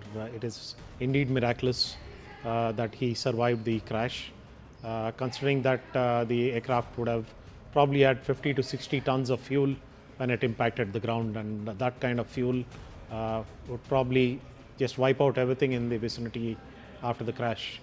So the testimony is pretty understandable. It is well known from the data available from the Flight Radar 24 ADSB data, which is not very accurate, but gives us a sense of the timing of how much time the aircraft was up in the air. It was definitely not a immediate loss of power. The fact that it happened beyond a speed of V1, beyond which the pilots were compelled to continue with the takeoff, and that it gained an altitude of close to 625 feet as on flight radar. So it had enough power to at least gain that much amount of height before it appears to be total loss of power, and the aircraft slowly started coming down in a controlled manner. The pilots wouldn't have had anything. That's exactly the point I want to come in on, Captain, because remember, as you quoted, that flight radar has attributed the altitude of just 625 feet after takeoff, which is a height far below standard for a commercial aircraft several minutes into it. I think for the benefit of all our viewers, it is important to break down why this low altitude could have had a role to play. All right, and before we take that answer from you, in fact, fresh visuals coming in on CNN News 18 after the Civil Aviation Minister Ram Mohan Naidu. What we can tell you is that the Home Minister Amit Shah has arrived. Remember, this is also his home state. He's here to inspect the entire site. And as you can see, the debris is still scattered, all of it completely charred. It's a very dark day for the entire nation because the country has also lost the former Chief Minister of Gujarat, Mr. Vijay Rupani, and those visuals coming in as the Union Home Minister, Shri Amit Shah, inspects the crash site. Remember, this is where the Air India aircraft crashed minutes after takeoff, and it is the hostel or the residential building of a medical college. Many of those medical students are still struggling for life. The Home Minister also accompanied by the Gujarat Chief Minister. In fact, he's standing right next to the building where it is the nose of the aircraft that's still stuck, and the Union Home Minister actually inspecting. So, Captain Chinta, please go ahead and tell us why the low altitude could have had a role to play. Well, the mere fact that it reached that altitude is testimony that those engines are powerful enough, even at partial power, to propel the aircraft to that altitude at least. Because if there was total loss of power, it wouldn't have even reached that altitude after takeoff. So the reasons can be multitude. It could be probably a burdette leading to portions of the engine shearing off and entering the rest of the engine clear, causing complete shutdown of the engines. So right now, until the, like you mentioned, until the CVR, the cockpit voice recorder and the flight data recorder are found and downloaded by the Aircraft Accident Investigation Bureau, we will not come to know the actual picture on when actually the engine started winding down. So the height definitely is critical. probably if they had a couple of 100 feet more, they would have crossed that one sole building and maybe impacted the ground in more clearer area, leading to chances of more survivors compared to what we have right now. All right, let me also introduce the other guests joining us. I'm joined in by Captain Ehsan Khalid, who's a veteran pilot and currently flying as captain of Gulfstream 650 aircraft. Also joined in by Commodore B.S. Sivach, who's the ex-DG and an aviation safety expert, Mr. Anand Ranganathan, renowned author. Thank you for joining in. Anand, if I could come to you, what is your assessment of the lone survivor, first of all, who's in fact walked out completely unscathed? It's rather shocking to see him walking out at a time when the loved ones are looking for their family members who could have been on that flight. Good evening, Akanksha. On this terrible hour, my sincere condolences to the families of the bereaved. It's such a tragedy.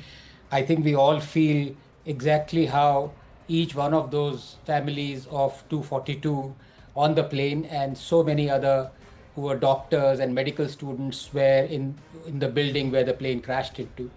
My sincere condolences. It's an absolutely ghastly event that has taken place. 3 points I'd like to make. Number one, of course, it is too early to even discuss about the possibilities of what caused the fatal crash.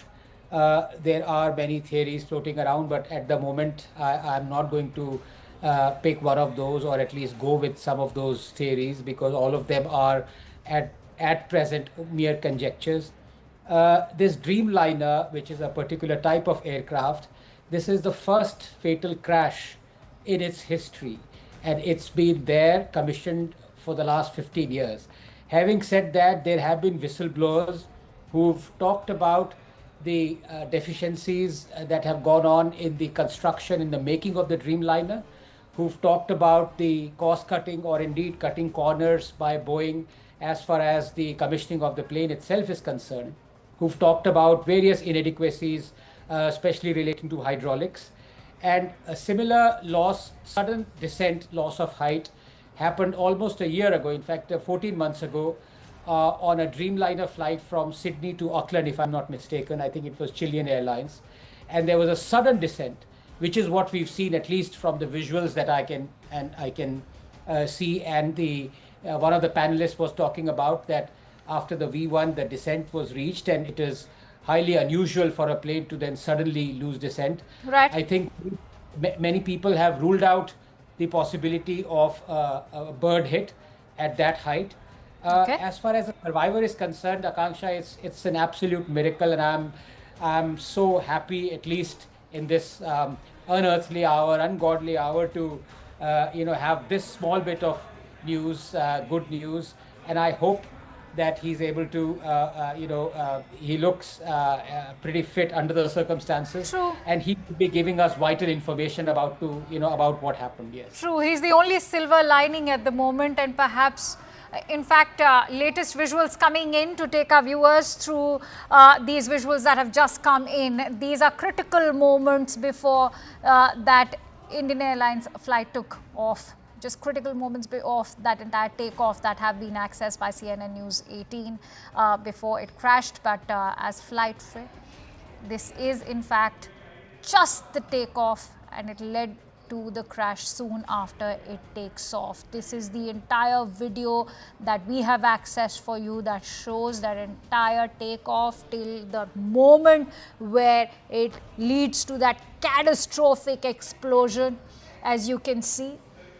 And those visuals, in fact, indicating that the moment when the AI-171 actually took off. And as you can see, those visuals actually speaking for themselves, that as Mr. Ramesh's testimony goes, that it was a loud explosion and within 30 seconds it was all over.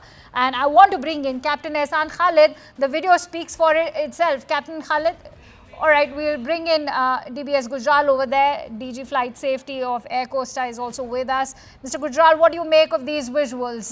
They are also in alignment with the testimony that's come in of Mr. Ramesh, who said that it was all over within 30 seconds.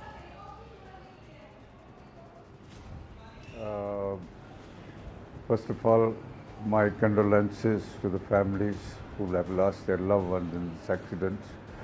And I would like to say that this particular crash has got an international ramifications as far as Boeing 787 is concerned. Now, I have been watching and listening to the various people who have been coming on the television and expressing their views about this accident. But to my mind, it's too early to say anything about the cause of this accident, as there was very little time between the takeoff and the accident, and the time between the takeoff and the time when Mayday call was given. After that, there could not have been any conversation between the ATC and the pilot, and all this little time is having all the answers hidden into the black box, that is digital flight data recorder and the cockpit voice recorder. Once we decode it, there may be or may not be, there may be answers to all the questions that everybody is asking. And to my mind, we cannot rule out the role of any one of the factors, that is the controls, the engines and the environmental factors. We have to combine them all and study as to what possibly could have happened when the aircraft just took off and crashed within a few kilometers of the airport and went into a building. As far as the disaster is concerned, this sole survivor, as you have said, is very fortunate, and he is a crucial witness. And the loud thought or noise that he is expressing must have been recorded in the flight data recorder, and it will have the answer from that. I want to quickly go across to Yes. Tejinder, who is joining us on the phone line with more inputs. Tejinder, this is a very, very crucial piece of footage that has been accessed, which we are playing out for our viewers right now. Very crucial moments of AI-171's takeoff, and in fact, that also goes on to indicate that it was a matter of seconds that soon after the takeoff, the crash happened.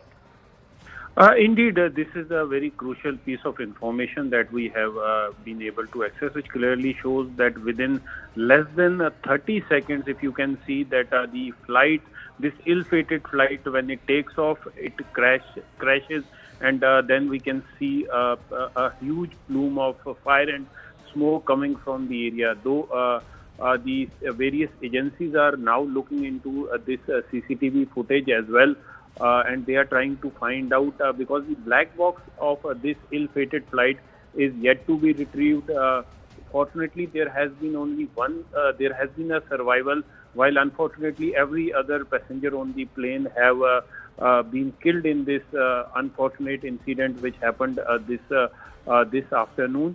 But yes, a crucial piece of CCTV footage which CNN News 18 has been able to access, which clearly show that soon after the takeoff, this ill-fated flight, it could not continue with its ascent, and it crashed, and then we can see a huge plume, a fireball and smoke, which led to the death of all the passengers. But yes, there has been one survival in this ill-fated aircraft. Yes. Absolutely, it is. And I actually want to bring in Mr. Air Commodore B.S. Sivach also, who's with us right now. So, what do you make of these visuals? Because contrary to what Flight Radar 24 was reporting, that it was 20 minutes after takeoff, now these visuals actually go on to testify also what Mr. Ramesh has been stating, that it was a loud explosion, and within 30 seconds, this entire catastrophic crash took place. Very ghastly, very terrible loss of lives, very shocking news. Our heartfelt condolences from Aviation Safety India, and our prayer to God for the speedy recovery of those who are injured. Now, in this particular accident, the aircraft was fully serviceable. Pilots were absolutely well qualified with good experience. Weather was reasonably good. The aircraft was fully serviceable.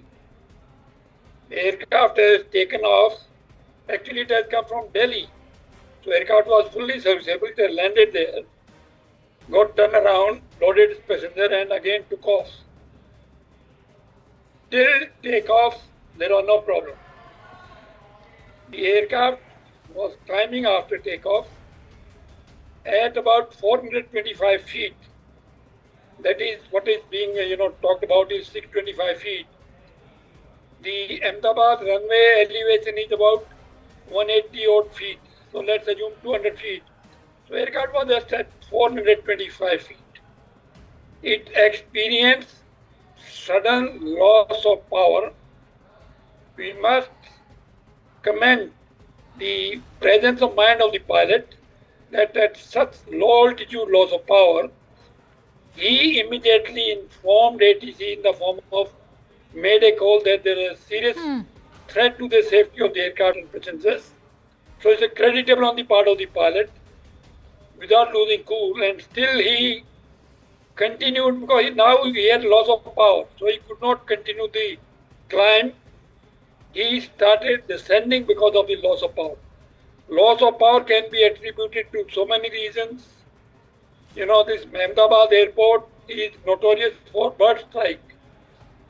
So bird strike to both the engine can lead to the shutdown of both the engine. And the passenger who has survived, he also talked about some loud noise. So loud noise possibly has come from engines, right, which was possibly a maybe bird hit, and thereafter loss of engine power. Pilot transmitted ATC, tried to avoid buildings. Unfortunately, he was helpless.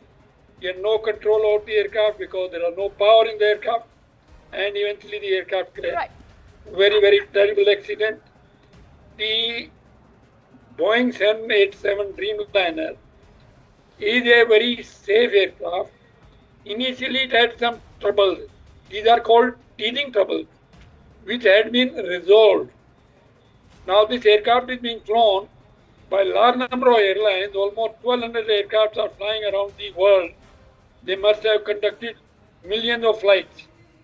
There have been no such accident. Remember, in aircraft operation, there are only two phases of flight which are very, very critical. One is takeoff and another is landing. Okay. Most of the accident happened during this phase. Okay. Most of the accident take place during landing. Takeoff, there is very rare. This is one of the rarest of the accidents. There have been accidents, I'm not saying that, but it is very rare. Landing accidents have been plenty. So this accident, takeoff accident, obviously chances of surviving the crash because the aircraft had more than 1 lakh liters of fuel. So it's like a bomb blast. The fuel caught fire, and of course there was a large flame. It is very miraculous, very surprising, and very good news that at least one person who survived this Holocaust. I want to bring in Captain Chinta on that note. Captain Chinta, this is a very significant and pivotal piece of footage, and I'm sure this will also be aiding the ongoing investigation. But what is your assessment? Because as we said, that this is now fresh information corroborated by these visuals that the blast happened within 30 seconds as the plane takes off and it crashes within 30 seconds. What is your assessment, and what are the questions that are coming to your mind? Of course, we all know that 65 to 70,000 liters of fuel was being carried in this flight, given that it was Gatwick bound, and that it sort of sheds light on the size of the explosion. But what is it that comes to your mind when you look at how rapidly the descent happens, eventually leading to the crash? Well, this video makes it amply clear that it did gain height at some point of time. It's lost because you can see some smoke coming out of the engines. So just before it starts descent from this new video which is there.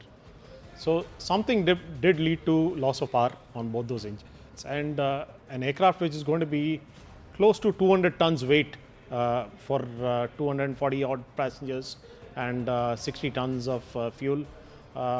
Approximately, we can take a guess estimate of about 200 tons for a 787 to fly from Ahmedabad to London. So, with no power being generated, 200 tons would come down that quickly, as you can see from that video. So the pilots did a miraculous job of maintaining full control and maintaining wings level all the way down to the impact. If they had even slight amount of bank, we wouldn't have seen even that sole survivor which we have. All right, Mr. Gujral, I want to quickly bring you in before I take closing thoughts from Anand. Mr. Gujral, what comes to your mind when you look at these visuals? Within 30 seconds, the crash happened as soon after the takeoff, and that also aligns with the testimony that's come in from the lone survivor. I'd like your thoughts. Thank you so much for bringing me in. What I find is that there are so many factors coming into my mind when I listen to and watch the visual on the TV. But there is one very crucial question. Why did the aircraft did not gain the height? The loss of height is not being explained by any of these arguments, right? Whether it was fuel starvation, whether it was something else, or whether it was failure of the engines, or whether it was bird injection. All these questions are being answered by the silent listener, that is called black box. Once we get the answer from the flight data recorder, once we decode it, and once we listen to the cockpit voice recorder, the pilot's conversation will come to us. The parameters that are recorded in the flight data recorder will be in front of us for finding out at least as to what exactly at that moment in a very brief short time happened. As far as the aircraft is concerned, it flew from Delhi to Ahmedabad. It was trouble free, and in every transit the aircraft is checked up thoroughly before it is cleared for the next flight, and the same must have been done by the engineering staff at Ahmedabad as well. But what happened between those few seconds and after the loud explosion which our friend survivor is telling, is these questions will be answered only when we decode the flight data recorder.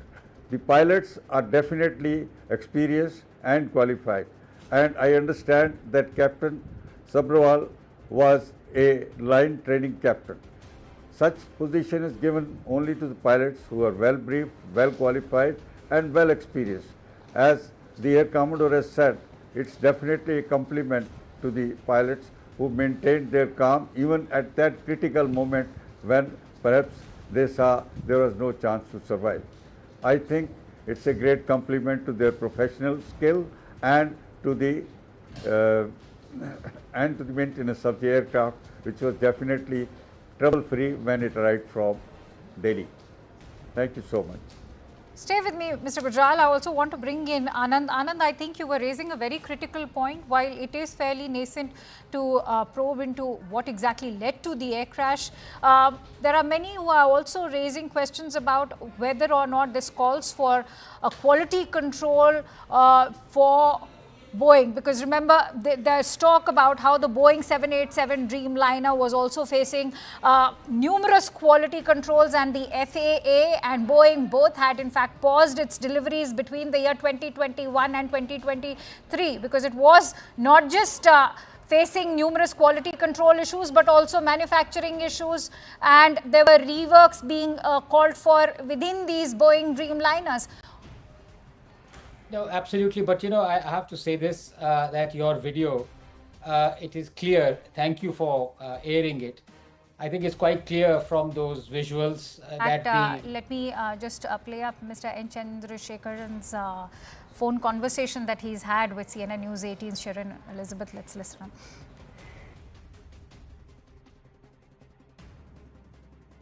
Mr. Chandrasekharan, many thanks for joining us here. To start with, On behalf of everyone here at CNBC TV 18, our deepest condolences to you and the Air India family and to the families of those who've lost their lives. I want to start by asking you, sir, what is the latest in terms of the information that you can share with us? You are in Ahmedabad, you've met with officials. I would appreciate any latest information that you can share with us to elaborate on what has transpired.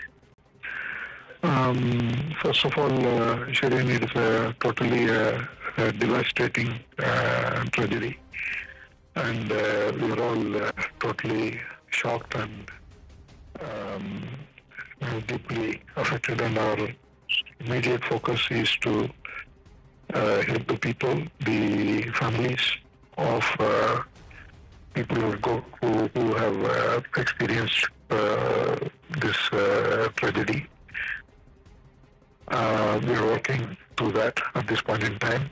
We are trying to set up all the support systems, the emergency helpline number, and on-the-ground support.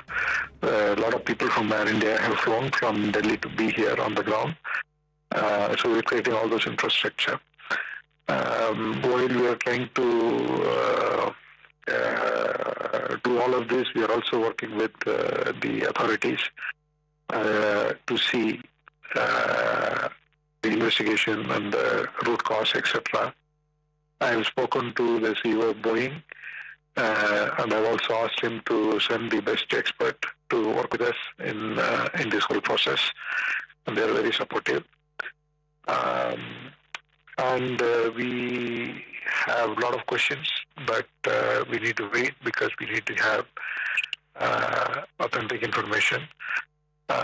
So as we get these informations, we will immediately share without any delay.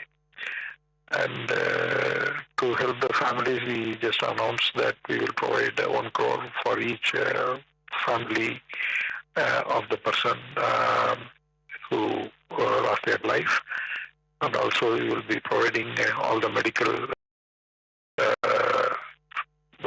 related expenses for all the people who are injured.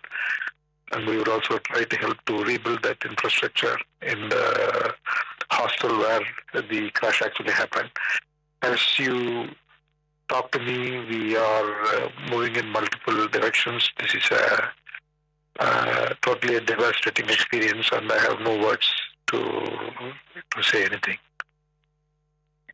I appreciate you joining us today, sir. I know that this is a very difficult period. And I just wanted to understand from you, there is a lot of speculation, and I would like to hear it from you. Do we have an update on whether there are any survivors? There are some indications, some comments coming in that there are some survivors. If you can share with us the information that you have, Mr. Chandrasekharan. So I don't have the exact number, and I'm also hearing from you. I also have the information that maybe there is a survivor, but we still don't have confirmation. I'm waiting for authentic information. I'm talking to the government. As you know, the government is on top of it here, and I'm in constant touch with them. And they are in touch with the hospital authorities. And so we just want to make sure that we don't give any wrong information. So a single source of information is the best in these circumstances, because any misleading information or speculation is going to be going to complicate matters. It is a terrible, terrible evening for all of India, in fact, all of the world, because this is one of the most terrible air tragedies that has happened, not just here in India, but anywhere across in aviation history. Air India Flight 171 from Ahmedabad to London Gatwick, with 232 passengers and 10 crew members on board, crashed within a minute of takeoff from the Ahmedabad airport at 1:38 this afternoon. The plane was carrying 169 Indians, 53 British nationals, 7 Portuguese and 1 Canadian passenger. It was bound for London Gatwick. Hundreds have been declared dead, including the former Chief Minister of Gujarat, Vijay Rupani, who was one of the passengers who was on board that ill-fated flight. The aircraft involved was the Boeing 787 Dreamliner. It is the very first time that the Dreamliner flight is crashing in such a fashion. The pilots have believed to have lost both engines, and it plunged very quickly within seconds after taking off. In fact, that video clip that we're playing shows that the entire sequence of events happened within a minute after takeoff of this ill-fated flight AI-171. The London-bound flight took off from Ahmedabad. It was exactly at 1:39 in the afternoon today, but within a minute it crashed about 5 kilometers or so away from the BJ Medical College and Civil Hospital. It crashed into a building which is believed to be a residential compound hostel facility for undergraduate medical students. This was lunchtime, it was peak hour, and there were a lot of undergraduate medical students who were there in that building having their lunch or coming to the mess or the canteen to have their lunch. So a large number of the people who were in that building could have also died. We're given to understand about 30 people have been moved from this building who were on the ground in this building. They've been taken to hospital. We don't know the number of fatalities there. But as far as the people who were on board this flight is concerned, Ramesh Vishwash Kumar, who was sitting on seat number 11A, closest to the emergency exit, and once the plane crashed, he jumped out through the emergency exit. He is the lone survivor out of 242 people who were on board this flight AI-171 Ahmedabad to London. He, of course, those are the pictures from earlier this afternoon, jumped off the aircraft, limped away, and then an ambulance took him to hospital. He said that he was lucky to survive. He jumped off the aircraft. He saw dead bodies and mangled remains around him, wreckage of the plane around him. He was very scared, he said, and then he ran away, and then somebody took him in an ambulance to hospital. He is the lone survivor. What a miracle story this is for him and his family members. I believe he was also traveling with some of his family members back from Ahmedabad. He was going back to London. He's a British citizen. He was in India for a few days to celebrate some functions back home, but he was on his way back to London, and he managed to survive. But he is the sole survivor that we know of. All the other passengers, I'm afraid, are dead in this flight. So what exactly transpired? Because this flight, clearly from the images you can see, failed to achieve critical liftoff. In fact, it reached about 600 feet in the air, and then immediately after that started descending, almost gliding down for the crash that eventually happened. So what exactly transpired? The initial data from flight Air India 171 shows that the aircraft reached a maximum barometric altitude of 625 feet. That's the maximum that it reached. The airport altitude is about 200 feet. So right after it reached 625 feet, immediately after that, there was a mayday call that was made by the pilot to the air traffic control, but there was no communication that was established between the air traffic control and the pilot following that call. Post that call, which happened within 30 seconds of takeoff, the plane began to descend within vertical speed of 475 feet per minute. Then it crashed just outside the perimeter of the airport. It crashed into a hostel cum residential facility that was meant for undergraduate medical students, and a large number of students who had gathered there during the peak lunch hour time. They, I'm afraid, could have also fallen victim to this fatal air crash. Now, in the various videos that have been accessed of this horrific crash, the very moment of the crash was caught in one of these videos. You can see how the plane, it takes off, it travels barely a few kilometers. We're given to understand about 5 odd kilometers. And right after that, it crashes into the building below. There's been massive damage on the ground as well in this residential complex, in this hostel complex. But in the videos of the aftermath, the extent of the damage is also clearly visible. There's a huge plume of smoke and fire and gas. The debris lay scattered all around, even as firefighters and emergency responders rushed to the site.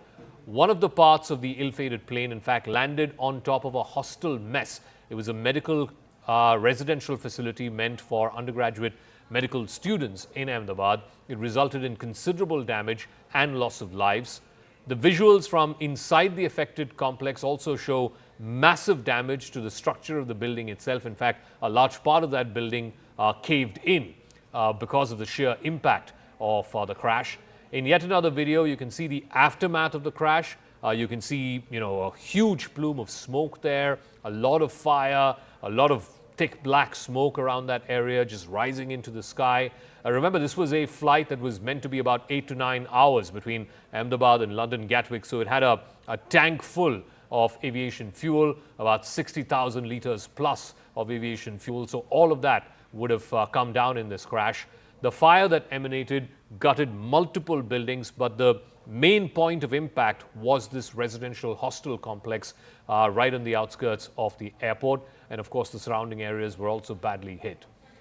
But then the question that everybody is asking is, what led to this crash? The 787 Dreamliner is one of the safest aircraft in the world. It's been in service for close to 15 years now, and it has not seen even one major accident. This is the first of its kind accident involving a 787 Dreamliner. What could have possibly led to it? This 787 Dreamliner, this particular aircraft, was delivered to Air India in January of 2014. This is the first recorded crash of a Boeing 787 anywhere in the world, and this is what has raised eyebrows. There was a Guardian report back in 2024 where Guardian was interviewing a whistleblower who used to work with Boeing. He's been named as Sam Salehpour, who's an engineer with Boeing. He worked with Boeing for over a decade. He urged Boeing in that interview to ground every single 787 Dreamliner worldwide. He warned that the 787s were at a risk of premature failure. The whistleblower also alleged that Boeing took shortcuts to reduce the production bottlenecks while making the 787. He also raised issues about the production of the 777. He also alleged that he faced retaliation from the company, including threats and exclusion from meetings, after raising concerns over these issues, including a gap between the parts of the fuselage and the remainder of the body of the 787. Now, while this is one isolated report, this came out in 2024, Boeing didn't necessarily take any action, at least certainly did not ground the 787 fleet. After this interview, after this Guardian report came out, it did raise questions about the safety of passengers. Many questions are being asked in the aftermath of this crash, many for which answers will be sought for, but right now these questions are unanswered. Number one, was there any kind of technical issue that was detected before this flight took off, either the day before the flight or moments before this flight took off? Remember, this flight also had arrived from Delhi. This was a Delhi-Ahmedabad flight first, a 2-hour flight, and then it was subsequently meant to be an Ahmedabad-London Gatwick flight. So was there any technical snag or any issue noticed in the first flight that was between Delhi and Ahmedabad? What prompted the pilot to issue an SOS or a Mayday call, and that too within a minute of takeoff? You can see just how quickly, within moments of takeoff, it reaches about 600 feet in height and then immediately starts gliding down or sliding down. Could any kind of foul play or angle of foul play be ruled out officially by Boeing, by Air India, and of course by government authorities, including the DGCA, which will do a thorough audit and a thorough check of what exactly led to this crash? The other question that's being asked, will all Boeing 787 flights, certainly Indian operators, Air India operates a lot of 787 Dreamliners, will they be grounded following this flight, this crash? Will the black box and the voice recorder instruments that are there on board all flights, will they be recovered, and will they unlock the mystery that led to this plane crash? I want to first go across to Mr. Jitendra Bhargav. He's a former executive director with Air India. Mr. Bhargav, thank you very much for joining us. This particular Air India crash will go down in history. It's the deadliest. It's the first time that a Dreamliner 787 has crashed like this. From whatever you can see in this footage, the flight taking off within a minute, it sort of starts descending. Within a minute, we're given to understand the Mayday call was made by the pilot, and then the plane crashes. What do you think could have possibly gone wrong from whatever you've seen in the available footage? No, it's a very horrific incident. This accident has taken place. We are all very sorry about it. Having worked for Air India, I felt very dejected for the first 2 hours. Did not know how to react to the situation. But the irony has been that it happened during daytime. You had a captain in the cockpit, commander who had 8,000 plus hours of flying experience. You had an aircraft, Dreamliner, which has a relatively good safety track record. What can possibly go wrong? But rather than hazard a guess or speculate, I'll wait for the formal inquiry involving Boeing as the manufacturer of the aircraft, Dreamliner, which is involved, airline, Air India, and India's regulatory agency, DGCA, to decode the black box, come to a conclusion and say this is what happened. Because the standard operating procedure in an airline industry is that when an accident takes place, you come to the conclusion, and if any lessons have to be learned, deficiencies, technical deficiency in an aircraft, pilot training, etc., then you try and rectify it. So let's wait for it and say, get on. But except for, of course, for the moment, our heart goes out to the passengers' families and to the people on ground. You see, the tragedy has been that it happened during daytime, but what would have been a beneficial thing happening in daytime was that a pilot could have possibly steered the aircraft to a place which is barren, which had no thing. But the time available to the pilot was so short. He hardly had After any time. takeoff, a few minutes getting onto an altitude of no more than 700 feet and then hurtling down at a fixed speed. You can't even control. You can't even dump fuel. All right. Because if the fuel he had the chance to opportunity to dump fuel, the fire would not have engulfed the aircraft in the way it did.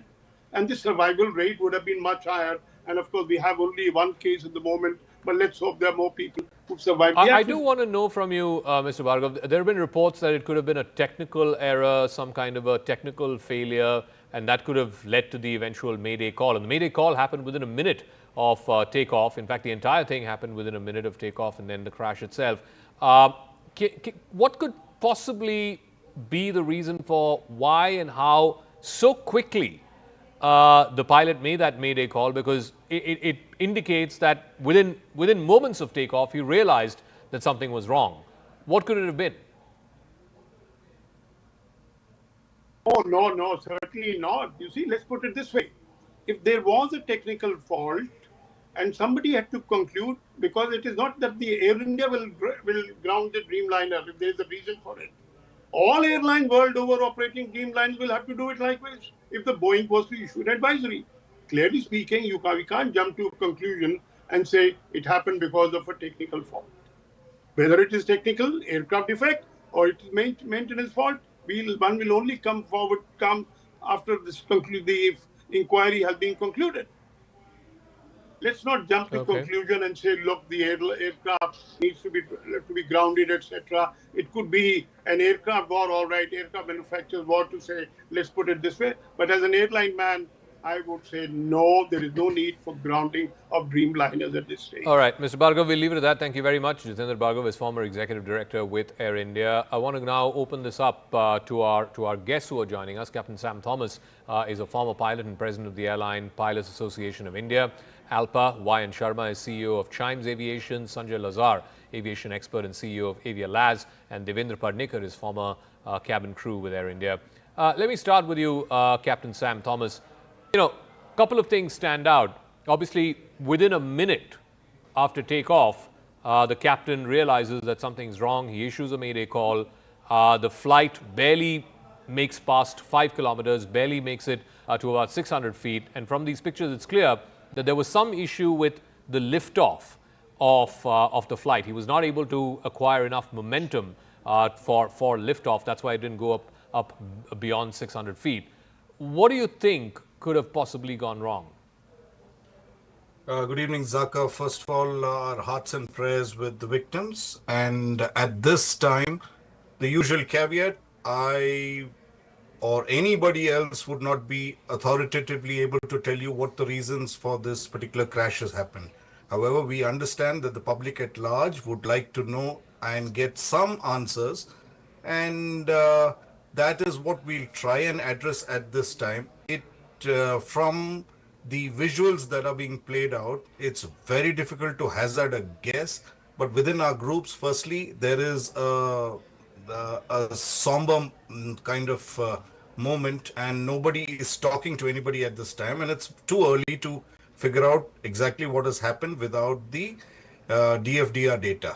Having said that, it appears that this airplane is not developing power on both the engines, and that could be, though it's completely under the realms of speculation, that is what at the moment we feel it is. But how can a flight lose power in both engines? I mean, that's like a 1 in a million chance that both engines fail and fail at the same time. Yes, it has happened. This is the third occurrence that I can remember during my career of 30 years. If you remember the miracle at Hudson, where the airplane lost both its engines due to a bird hit, a flock of birds went into both the engines. And also there was a 777 that landed short of London Heathrow because of fuel contamination. And this is the third time. If our conjecture is correct, then this would be the third time in the history of aviation that it is happening. So there is nothing with regard to machine that we can authoritatively say that it will not fail. And no matter how many redundant systems you have, there have been cases of failures, and this probably appears to be one of them. Mr. Y.N. Sharma of Chimes Aviation, the Dreamliner, the 787, is arguably one of the safest aircraft in the world in the almost 15 years that it's been in service. And I believe this particular aircraft was drafted into Air India in 2014. So this particular aircraft itself has been in service for more than 10 years. The Dreamliner has not had a single case of an accident. So surely something awfully wrong must have happened with this particular. Raise suspicion that, as the captain said a moment ago, there have been only 3 instances where both engines of an aircraft have failed at the same time. At the outset, first, let me just express my deep anguish at this unfortunate incident. Now, as my fellow panelist was saying, that the instances which have been reported on this aircraft earlier, where both engines have failed simultaneously, have been clearly attributed to the causes were identified. In one case, it was a flock of birds that flew into both the engines. At the second time, it was fuel contamination. Right now, till the time the data is analyzed, it is absolutely premature to hazard any kind of guess on what could be, the reason here. But it does look as if just after takeoff, the aircraft seems to have lost power and has just descended. And it doesn't look as if it went very far. It looks, as you said, the altitude of Ahmedabad airport is 200 feet. It seems to have recorded a total height of 600, which means that it just attained a height of 400 feet before it started descending. Correct. And, it could be, anything is possible. It could be a flock of birds. It could have flown in and, incapacitated both the engines. That could be one of the reasons. It could be, override to the pilot input. That's also, possible. But all these things one would know only after the data recorders are, analyzed, and our investigating authorities, which is the Aircraft Investigation Bureau and the DGCA, they do a thorough inquiry and give us the answers that we seek. Mr. Sanjay Lazar, this was the same flight. It was a Delhi, Ahmedabad, and then after that from Ahmedabad to London Gatwick. So this flight had gone 2 hours from Delhi to Ahmedabad. The crew changed in Ahmedabad. But if there was anything wrong, would it have been sort of flagged in the previous leg of this flight? Thanks for having me, Zaka. First of all, my condolences to all the families of the crew, the pilots, the cabin crew, passengers, and of course, the students in the hostel. It's a dark day for Indian aviation and for Air India in particular. When we look at this aircraft, it's flown from Delhi to Ahmedabad, and obviously everything was fine. It's done its mandatory pre-flight checks also. Let's not forget that. There was probably an AME and a ground engineer who would have looked at the aircraft. The pilot in command or the first officer would have done his walk around and checks. So let's understand this was a perfectly fine aircraft. This aircraft is 11.5 years in service, and one of the newer ones. Like you said in your introduction, the 787 is a very reliable machine and has been, there are more than 1,200 of them flying in the world today. Yeah. So when we enter into discussion on this, we shouldn't get into the realm of speculation. The video you've shown is a very telling comment. it obviously means, like Captain Thomas has pointed out, either something catastrophic has happened to both engines, like, bird ingestion in both engines, or, just mechanical failure or engine failure in both. But what is important is the commander gave a mayday call at, 13:59 or 13:39 hours. And there was also an ACAS message, I'm told, but that's not confirmed as yet. But it's very clear that he lost lift, he lost thrust, and he dropped like a stone. What are the conditions, or what are the scenarios in which an aircraft at the time of takeoff loses lift? Well, obviously failure of the engine, or some problem with the engine. If birds hit the engine, it would completely seize. So if a flock of vultures, or any large type of birds, and Ahmedabad is notorious for a lot of this instances. So it's quite possible.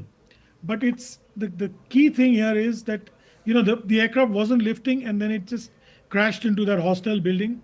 You saw part of the tail on the roof, and then the aircraft collided. Yeah? It's miraculous that we saw one survivor, and I pray to God there are more, because we need miracles like that. Looking at such a grim situation today. Before I go to Devendra Padnakar, I mean, I think Mr. Ladar made just one point. Which both these pilots were highly experienced pilots. 200 hours. Correct. The other pilot was 1100 hours. So that's almost 10,000 hours of flying. So let's